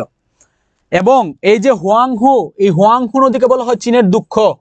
কেননা যেমন কুমিল্লাকে বলা হয়, মানে গোমতীকে বলা হয় কুমিল্লার দুঃখ। কেননা যখন বন্যা টন্যা হইতো একবারে দেখ দরম, কোনো কিছু মানতো না, সবকিছু ভাষায় নিয়ে যেত, এই জন্য হুয়াংহো বলা হয়তো চাইনিজের দুঃখ। চলো আমরা নেক্সট অংশে আগাই। কয়টা বাজে? 45 বেজে গেছে। নেক্সট অংশে আগাই। এই যে কনফুসিয়াস, এই যে চীনের মহাপ্রাচীর, আর হলো সুনজু, মানে তোমার যে ওই যে আর্ট অফ দ্য ওয়ার যে বইয়ের লেখক, ওনার জাস্ট প্রতীক একটা ছবিগুলো আছে, তোমাদের থাকলে তোমাদের অনেক সুবিধা হবে। চলে আসো আজকে আমাদের সর্বশেষ টপিক গ্রিক সভ্যতা। ঠিক আছে, এটা পড়ালে মোটামুটি আমাদের শেষ, আজকে আমাদের ক্লাস শেষ। ভাই তোমরা জাস্ট রিয়েলাইজ করতে পারবে না তোমাদেরকে আমি কি কি পড়াইছি আজকে কোচিং এ, মানে কি বলবো, মনোযোগ দিয়ে ক্লাস করো ভাই, নাইলে ই হবে না। তোমরা জাস্ট রিয়েলাইজ করতে পারছো না আজকে তোমরা কি পড়ছো। 2 থেকে 3টা মার্কস তোমরা কমন ফেলাই দিবা, এর বাইরে ইনশাল্লাহ আসবে না। বোকার দল, যতগুলো জানি 500-এর উপর স্টুডেন্ট ভর্তি হয়েছে, ক্লাস করতেছে মাত্র 200 জন। যাই হোক, বাদ দাও। তো গ্রিক যে ওয়ার্ডটা আমরা জানি, গ্রিক যে ওয়ার্ডটা, এটা কি কোথায় অবস্থিত? আধুনিক ইউরোপে অবস্থিত, তাই না? আধুনিক ইউরোপে অবস্থিত যে সভ্যতাটা, গ্রিক সভ্যতা। তো গ্রিক যে এইটা মেনলি 2টা নগর রাষ্ট্র ছিল তাদের। একটা নাম ছিল অ্যাথেন্স, আর একটা কি স্পার্টা। 2টা কি ছিল? 2টা নগর রাষ্ট্র ছিল। একটা ছিল কি অ্যাথেন্স, আর নাম ছিল কি স্পার্টা। বুঝতে পারছো? তো অ্যাথেন্স যেটা, এটা ছিল গণতান্ত্রিক। অ্যাথেন্সটা ছিল কি গণতান্ত্রিক, আর স্পার্টা ছিল সামরিক। স্পার্টা ছিল সামরিক, গণতান্ত্রিক আর সামরিক। তো অ্যাথেন্স আর স্পার্টার মধ্যে জন্মের পর থেকে তাদের নিজেদের মধ্যে ঝগড়া। বুঝতে পারছো? গল্প না কিন্তু বাস্তব, শুনো। জন্মের পর থেকে তাদের মধ্যে ঝগড়া। তো অ্যাথেন্স কি করছে, তার আশেপাশে যে রাষ্ট্রগুলো আছে তাদেরকে নিয়ে তারা গঠন করছে একটা জিনিস, সেটা নাম হলো তোমার ডেলিয়ান লিগ। বুঝতে পারছো? এদের নাম ছিল ডেলিয়ান লিগ। কি নিয়ে? ডেলিয়ান লিগ। ডেলিয়ান লিগ, নোট করো বাবারা, ডেলিয়ান লিগ। এবং স্পার্টা তার আশেপাশের নগর রাষ্ট্রগুলোকে নিয়ে তারা সে গঠন করছে পেনিসিলিয়ান লিগ। ঠিক আছে, এটা হলো তোমার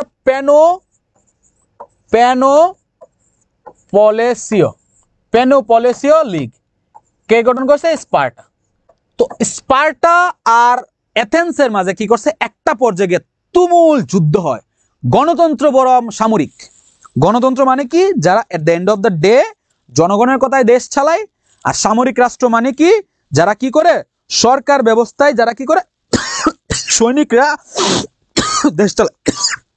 আই এম সরি। এবং একটা পর্যায়ে তাদের মধ্যে যখন যুদ্ধ হয়, এই যুদ্ধটা ছিল কি মোটামুটি, যে যুদ্ধটা হয় তাদের যুদ্ধের নাম ছিল পেনোপলেসীয় যে যুদ্ধটা। এই যুদ্ধটা অ্যাথেন্স এবং স্পার্টার মাধ্যমে হয়, এবং এই যুদ্ধে অ্যাথেন্স হেরে যায়। অ্যাথেন্স হেরে গিয়ে জনতন্ত্রের একদম মারা বলতে মানে গণতন্ত্র পুরোপুরি সম্পূর্ণ ধ্বংস হয়ে যায়। তো অ্যাথেন্সের আবার কি করছে, লুকায়া গিয়ে পার্শ্ববর্তী আরেকটা রাজ্য ছিল, নাম ছিল থিবস। নাম ছিল কি? থিবস। তারা কি করে? থিবসকে গিয়ে কি করে? দখল করে। থিবসকে কি করে? দখল করে। কারা? অ্যাথেন্সেরা যুদ্ধে গিয়ে হায়রা। বুঝতে পারছো? গিয়ে তারা কি করে? হায়রে করে। তো অ্যাথেন্সের এখানে গ্রিক সভ্যতা যখন পড়বা, কিং আলেকজান্ডার, রাজা মেডিসন, অনেকগুলো জিনিস নাম জানতে পারবা। সাল মুখস্থ করার দরকার নাই। সাল আমি তোমার পড়াইতে পারবো, কিন্তু সাল মুখস্থ করার আসলে এরকম ভাবে দরকার নাই। তোমরা এরপর যদি প্রশ্ন মানে যদি না পারো, তাহলে আমার ইনবক্সে নক দিও, বা যেটা হোক। না বুঝলে আমাকে জিজ্ঞেস করো, ভাই আমি আসি। আমার যারা তোমার ইনবক্সে রেগুলার মেসেজ করে তারা জানো যে আমি কতটুকু হেল্প করি। আমি সময় পাইলে অবশ্যই তোমাদেরকে হেল্প করি, এবং হেল্প করে যাবো ইনশাল্লাহ। তো গ্রিকরা ছিল বীর জাতি, যুদ্ধ এবং দার্শনিক। দার্শনিকে যখন আসবা, জাস্ট এখানে একটা ওয়ার্ড লিখে রাখো, spa. Socrates, Pluto, Aristotle, Alexander, আমরা তো জানি এরা কি গ্রিকের ছিল। তো তারা ছিল বীর জাতি এবং দুর্যোগত। দেখো একটা জিনিস মনে রাখো, আলেকজান্ডার দ্য গ্রেট, ঠিক আছে, ওনার সেনাপতির নাম ছিল সিলিওকাস, ঠিক আছে, রাজা ফিলিপস। ওই নামগুলো আসলে সর্বপ্রথম আমাদের মাথায় আসে যে তারা পৃথিবী রুল করতে বেরিয়েছিল, এবং তারা তোমার যে কি করে পৃথিবীতে সারা পৃথিবীকে মানে তার নিজের রাজত্বে নিয়ে আসছিল।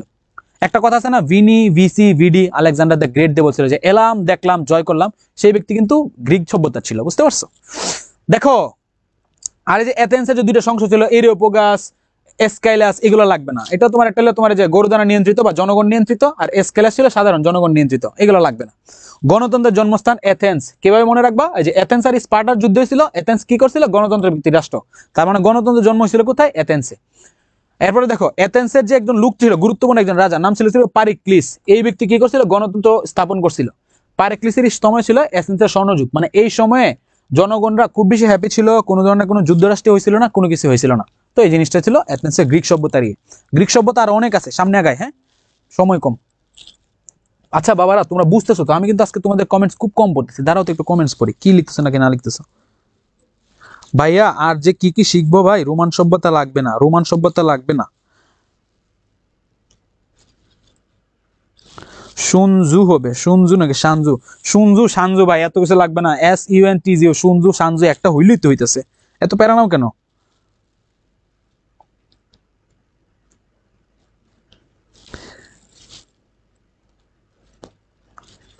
এবার আমি আমার জীবনে একটা জিনিস পারি না, নাচ পারি না আমি সরি, আমি সরি। আচ্ছা, এরপরে দেখো ড্রাগন আমার ফেভারিট মুভি, গুড, তাহলে তোমাদের মশা মনে রাখবা। এরপরে দেখো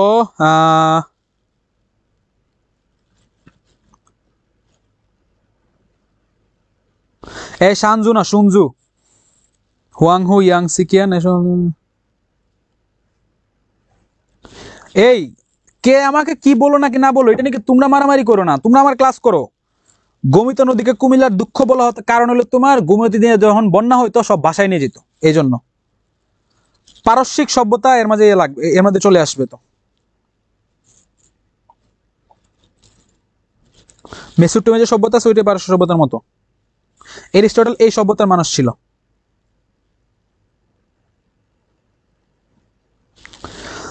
মুজাহিদ একটা কথা বলছে যে কেউ কেউ ক্লাস করে ভয়ে বের হয়ে যাচ্ছে, ট্রু, কথাটা আসলেই ট্রু, কারণ এত এত ইনফরমেশন ভাই, জিকে পড়তে গেলে অনেক ইনফরমেশন আছে, বাট আমি যতদূর জানি এভাবে কেউ পড়াবে না ভাই। দেখ একদম গল্প করে পড়াইতেছি তোদেরকে, পারলে অভিনয় করতেছি, পারলে নাচতেছিও, এরপরে যদি তোরা না বুঝিস ভাই আর কেমনে পড়াবো?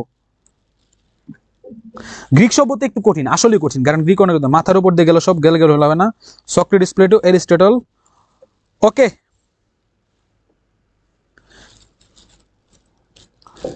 সক্রেটিস, প্লেটো, এরিস্টটল কে কার স্টুডেন্ট ছিল এখনই তোমরা জানতে পারবা, চলো সামনে আগাই। এখন এই যে দেখো, আচ্ছা এথেন্স ও স্পার্টার মধ্যে আমি সবকিছু বলে ফেলছি, জাস্ট একটা ওভারভিউ দেই। তাদের মধ্যে যে যুদ্ধটা হয়েছিল ওটা তোমার পেলোপনেসিয়া যুদ্ধ। এই যুদ্ধটা হয়েছিল 431 থেকে 407, 27 বছর ব্যাপী। স্পার্টা জয়ী হয়েছিল, জয় হওয়ার পরে গ্রিস দুর্বল হয়ে যায়। কেন দুর্বল হয়ে যায় এটা আমার প্রশ্ন করো, যে ভাইয়া স্পার্টা যখন জয়ী হয়েছিল গ্রিস কেন দুর্বল হয়ে যায়? কারণ স্পার্টার মানুষরা ছিল সামরিক রাষ্ট্র, তারা অত্যাচারী ছিল, তারা কি করতো? গ্রিসের মানুষদেরকে অত্যাচার করতো, লুটতরাজ করতো, এই জন্য গ্রিমের রাজনীতি ভেঙে গেছে। আলেকজান্ডার গ্রেট, সবকিছু বলে ফেলছি। আচ্ছা গ্রিকদের ধর্মটা নিয়ে কথা বলি। গ্রিসের যারা মানুষ আছে বা প্রাচীন গ্রিক মানুষরা, তারা কি করতো?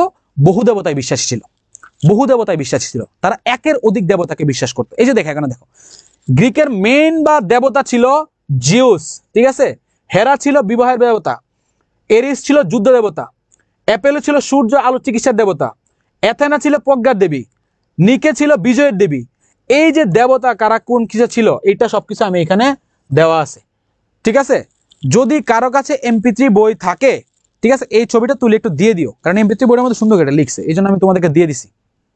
এরপরে চলে আসো, গ্রিকদের অবদান ছিল দর্শন চর্চায় সবচেয়ে বেশি। আমি তোমাদেরকে একটু বলছি, সক্রেটিস, প্লেটো, এরিস্টটল, এটা এখনই জানতে পারবা।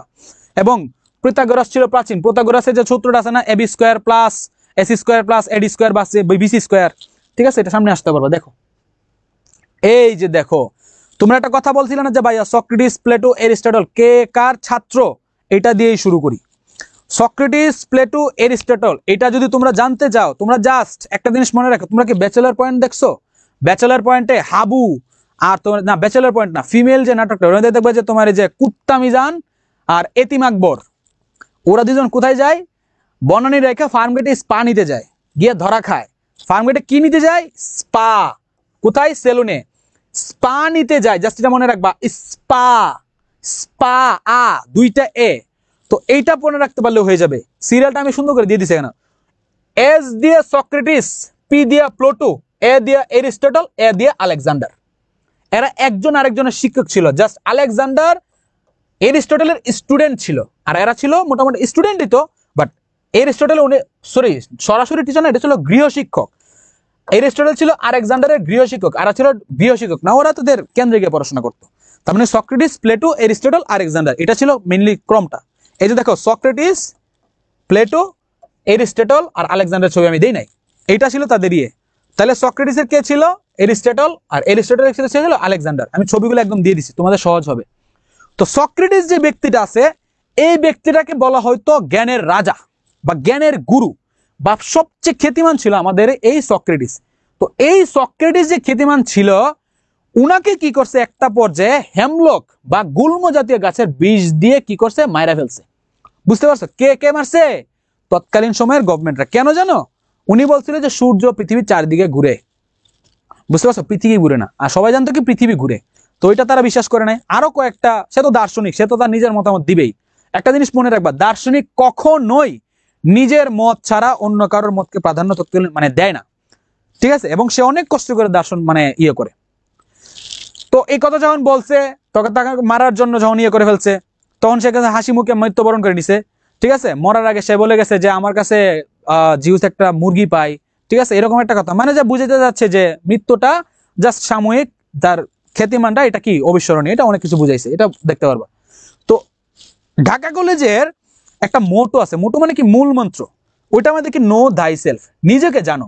আমি আমার ইউটিউব চ্যানেলে দেখবা যে অনেকগুলো ভিডিও দিছিলাম যে নিজেকে জানো ভাই, তুমি কি চাও ওইটা তুমি দেখো, ওইটাই হলো মেইন। তো নো থাই সেলফ তোমার ঢাকা কলেজে লেখা, এইটা লিখছিল তোমার আমাদের সক্রেটিস। এরপরে কি ভার্চু ইজ নলেজ বা জ্ঞানী পূর্ণ বা এরকম জিনিসটা করছিল কে? আমাদের সক্রেটিস। এরপরে তার স্টুডেন্ট ছিল প্লোটো।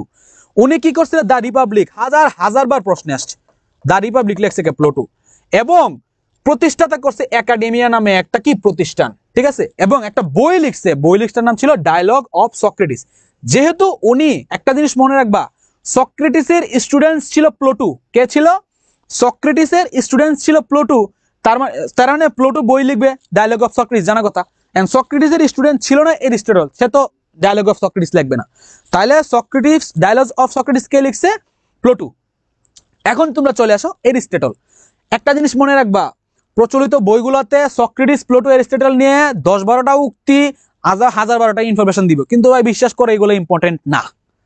তুমি যদি স্টুডেন্ট পড়াবা, ভবিষ্যতে মানুষকে জ্ঞান দাও, লেকচার দাও, তখন তোমার এগুলো লাগবে। বাট তোমার পরীক্ষার জন্য এই সক্রেটিস, প্লোটো, এরিস্টটল থেকে ইনশাআল্লাহ এই 4টা ইনফরমেশন পড়লেই হয়ে যাবে। ওকে, এরপরে চলে আসো এরিস্টটল। এরিস্টটল কি লিখছে? লাইসিয়াম প্রতিষ্ঠা করছে একটা প্রতিষ্ঠান, দা পলিটিক্স, উনি বই লিখছে, বই লিখছে দা পলিটিক্স, লাইসিয়াম উনার প্রতিষ্ঠান, আর কিছু লাগবে না। আর আলেকজান্ডার কি করছে? দিগ্বিজয় করছে। এই হলো সক্রেটিস, প্লোটো, এরিস্টটল, আর কিছু লাগবে না, নোট করো ভাইয়া। আজ আর নয় ভাই, আর একটা পেজ, একটা পেজ, আর কিছু লাগবে না, শেষ প্রায়। আমার ব্রেন 2 GB, স্যার পড়াইলে 32 GB। তোমরা যদি কথা বলো 30টা লেকচারে সবকিছু শেষ করতে হবে না তোমাদের, বা এতগুলো লেকচারে তোমরা যদি শেষ না করি তাহলে হবে। আচ্ছা তোমাদেরকে, আচ্ছা এই ভিডিওগুলো পরবর্তীতে আমার এবং আমার ইউটিউব চ্যানেল এবং এডুকেটমের ইউটিউব চ্যানেলে তোমরা পেয়ে যাবা এই জিনিসগুলো, তখন আর সহজ হবে। মানে আমার ক্লাস, আমার ক্লাস, এই ক্লাস না, আমার ক্লাস। ভাইয়া ছবিগুলা যদি মনে না থাকে, ছবি তোমাকে মনে রাখতে হবে ব্যাপারটা তো এরকম না। তুমি পড়াশোনা মুখস্থ করো, আমি তোমাদেরকে মনে রাখার আরেকটা ওয়ে দিয়ে দিছি, ছবি। ছবি যে মনে রাখতে হবে ব্যাপারটা তো এরকম না।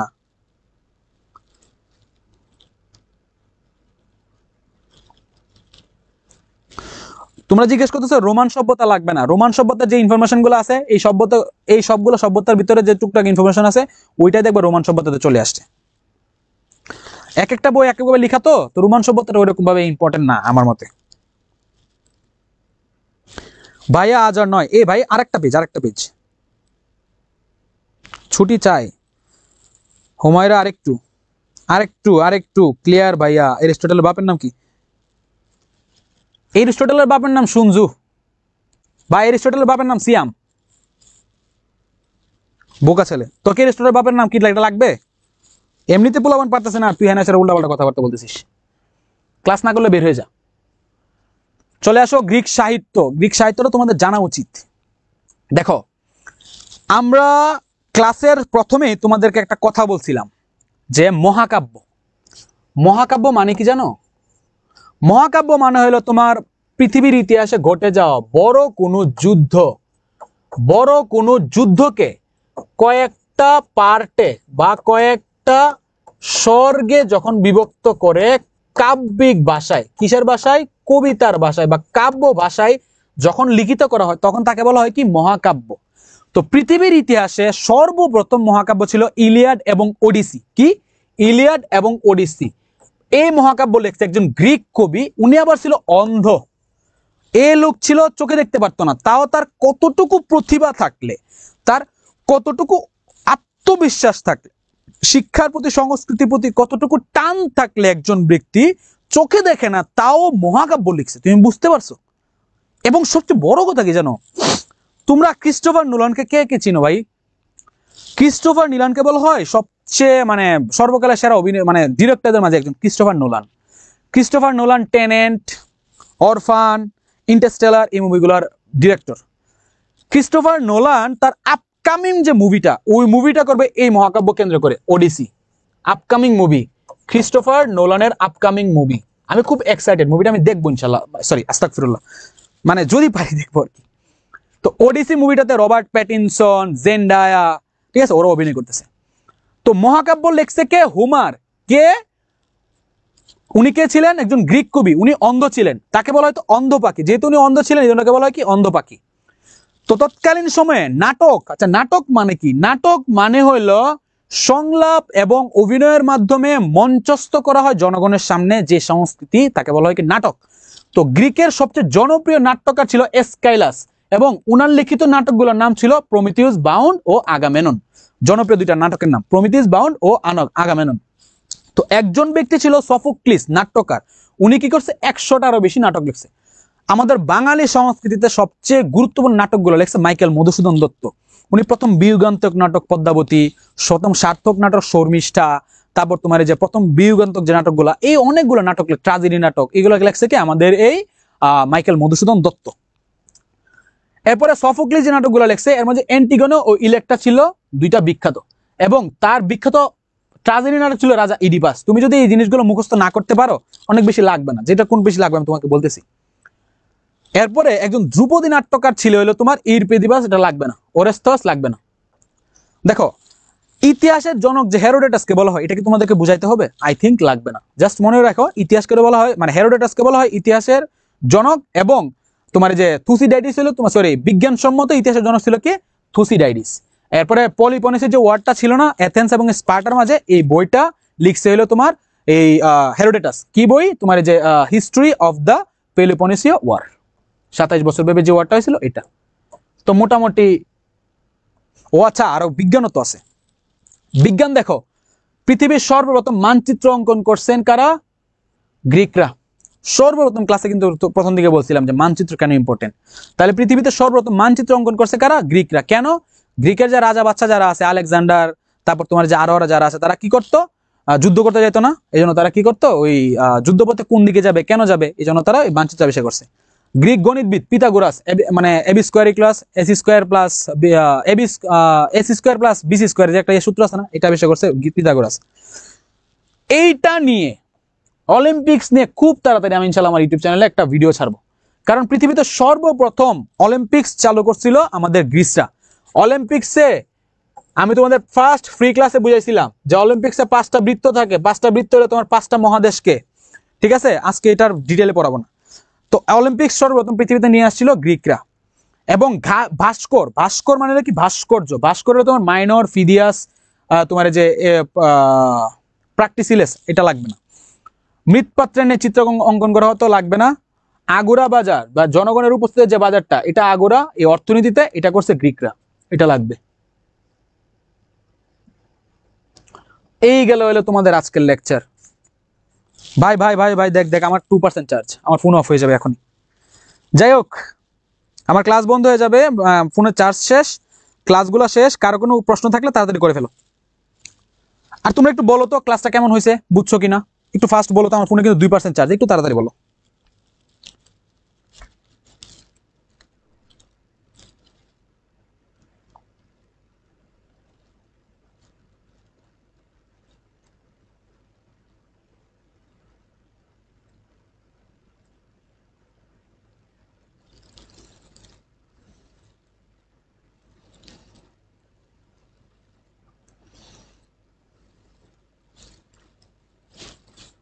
আমার ইউটিউব চ্যানেলের নাম সানিস একাডেমি।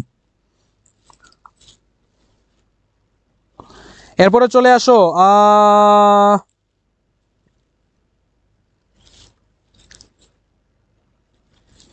তাবাসসুম, হ্যাং খাইলে হবে না, সারাদিন তো ফেসবুকে পড়ে থাকো, পড়াশোনা করতে হবে।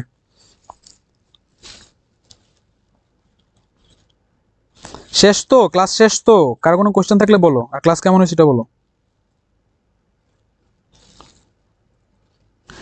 জিকের একটা রোড ম্যাপ, আজকে আমার ফোনে চার্জ শেষ, আজকে এটার কথা বলতে পারবো না। পিডিএফও পাওয়া যাবা, এই ক্লাসের এইটাও পাওয়া যাবা, দুইটাই পাওয়া যাবা, কোনো প্যারা নেই।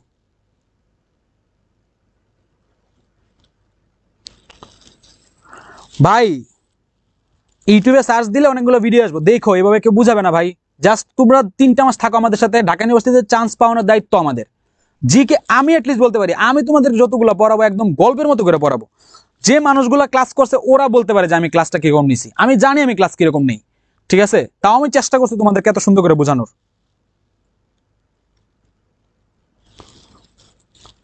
এত কিছুর পরে বুঝোস নাই, তাহলে তুই আর বুঝদিও না। যাই হোক, চেষ্টা করে সামনে, হ্যাঁ 70%-এর মতো নিতে পারছি, 100% পাইরা যাবা, কোনো সমস্যা নাই।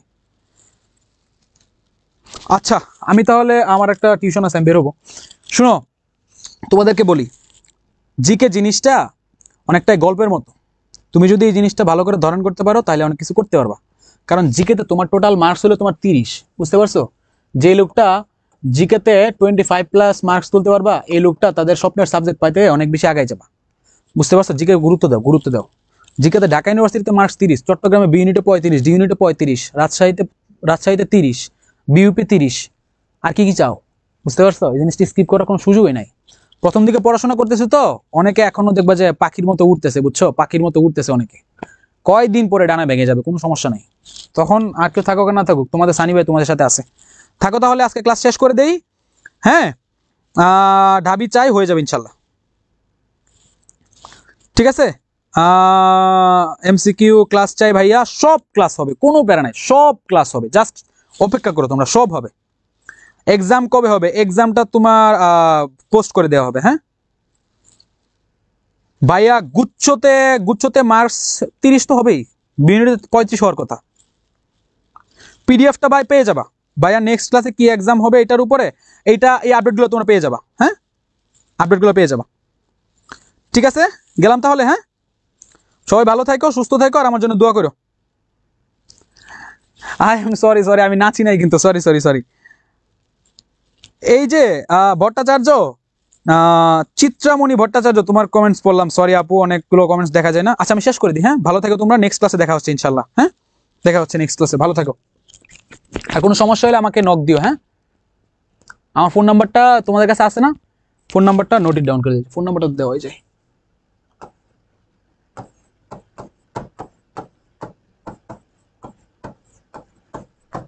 কোনো সমস্যা হলে নক দিও। তোমাদের নোমান ভাই আছে, তোমাদের জাওয়াত ভাই আছে, সবাই আমার তোমাদের হেল্প করার জন্য মানে আমরা আছি, এডুকেটম ফ্যামিলি সবাই আমরা তোমাদের সাথেই আছি, ঠিক আছে? তোমরা আমাকে যে কোনো সমস্যা আমাদেরকে নক দিও, তোমাদেরকে হেল্প করতে পারলে আমাদের সার্থকতা। থাকো তাহলে, হ্যাঁ বিদায় নিচ্ছি, আল্লাহ হাফেজ।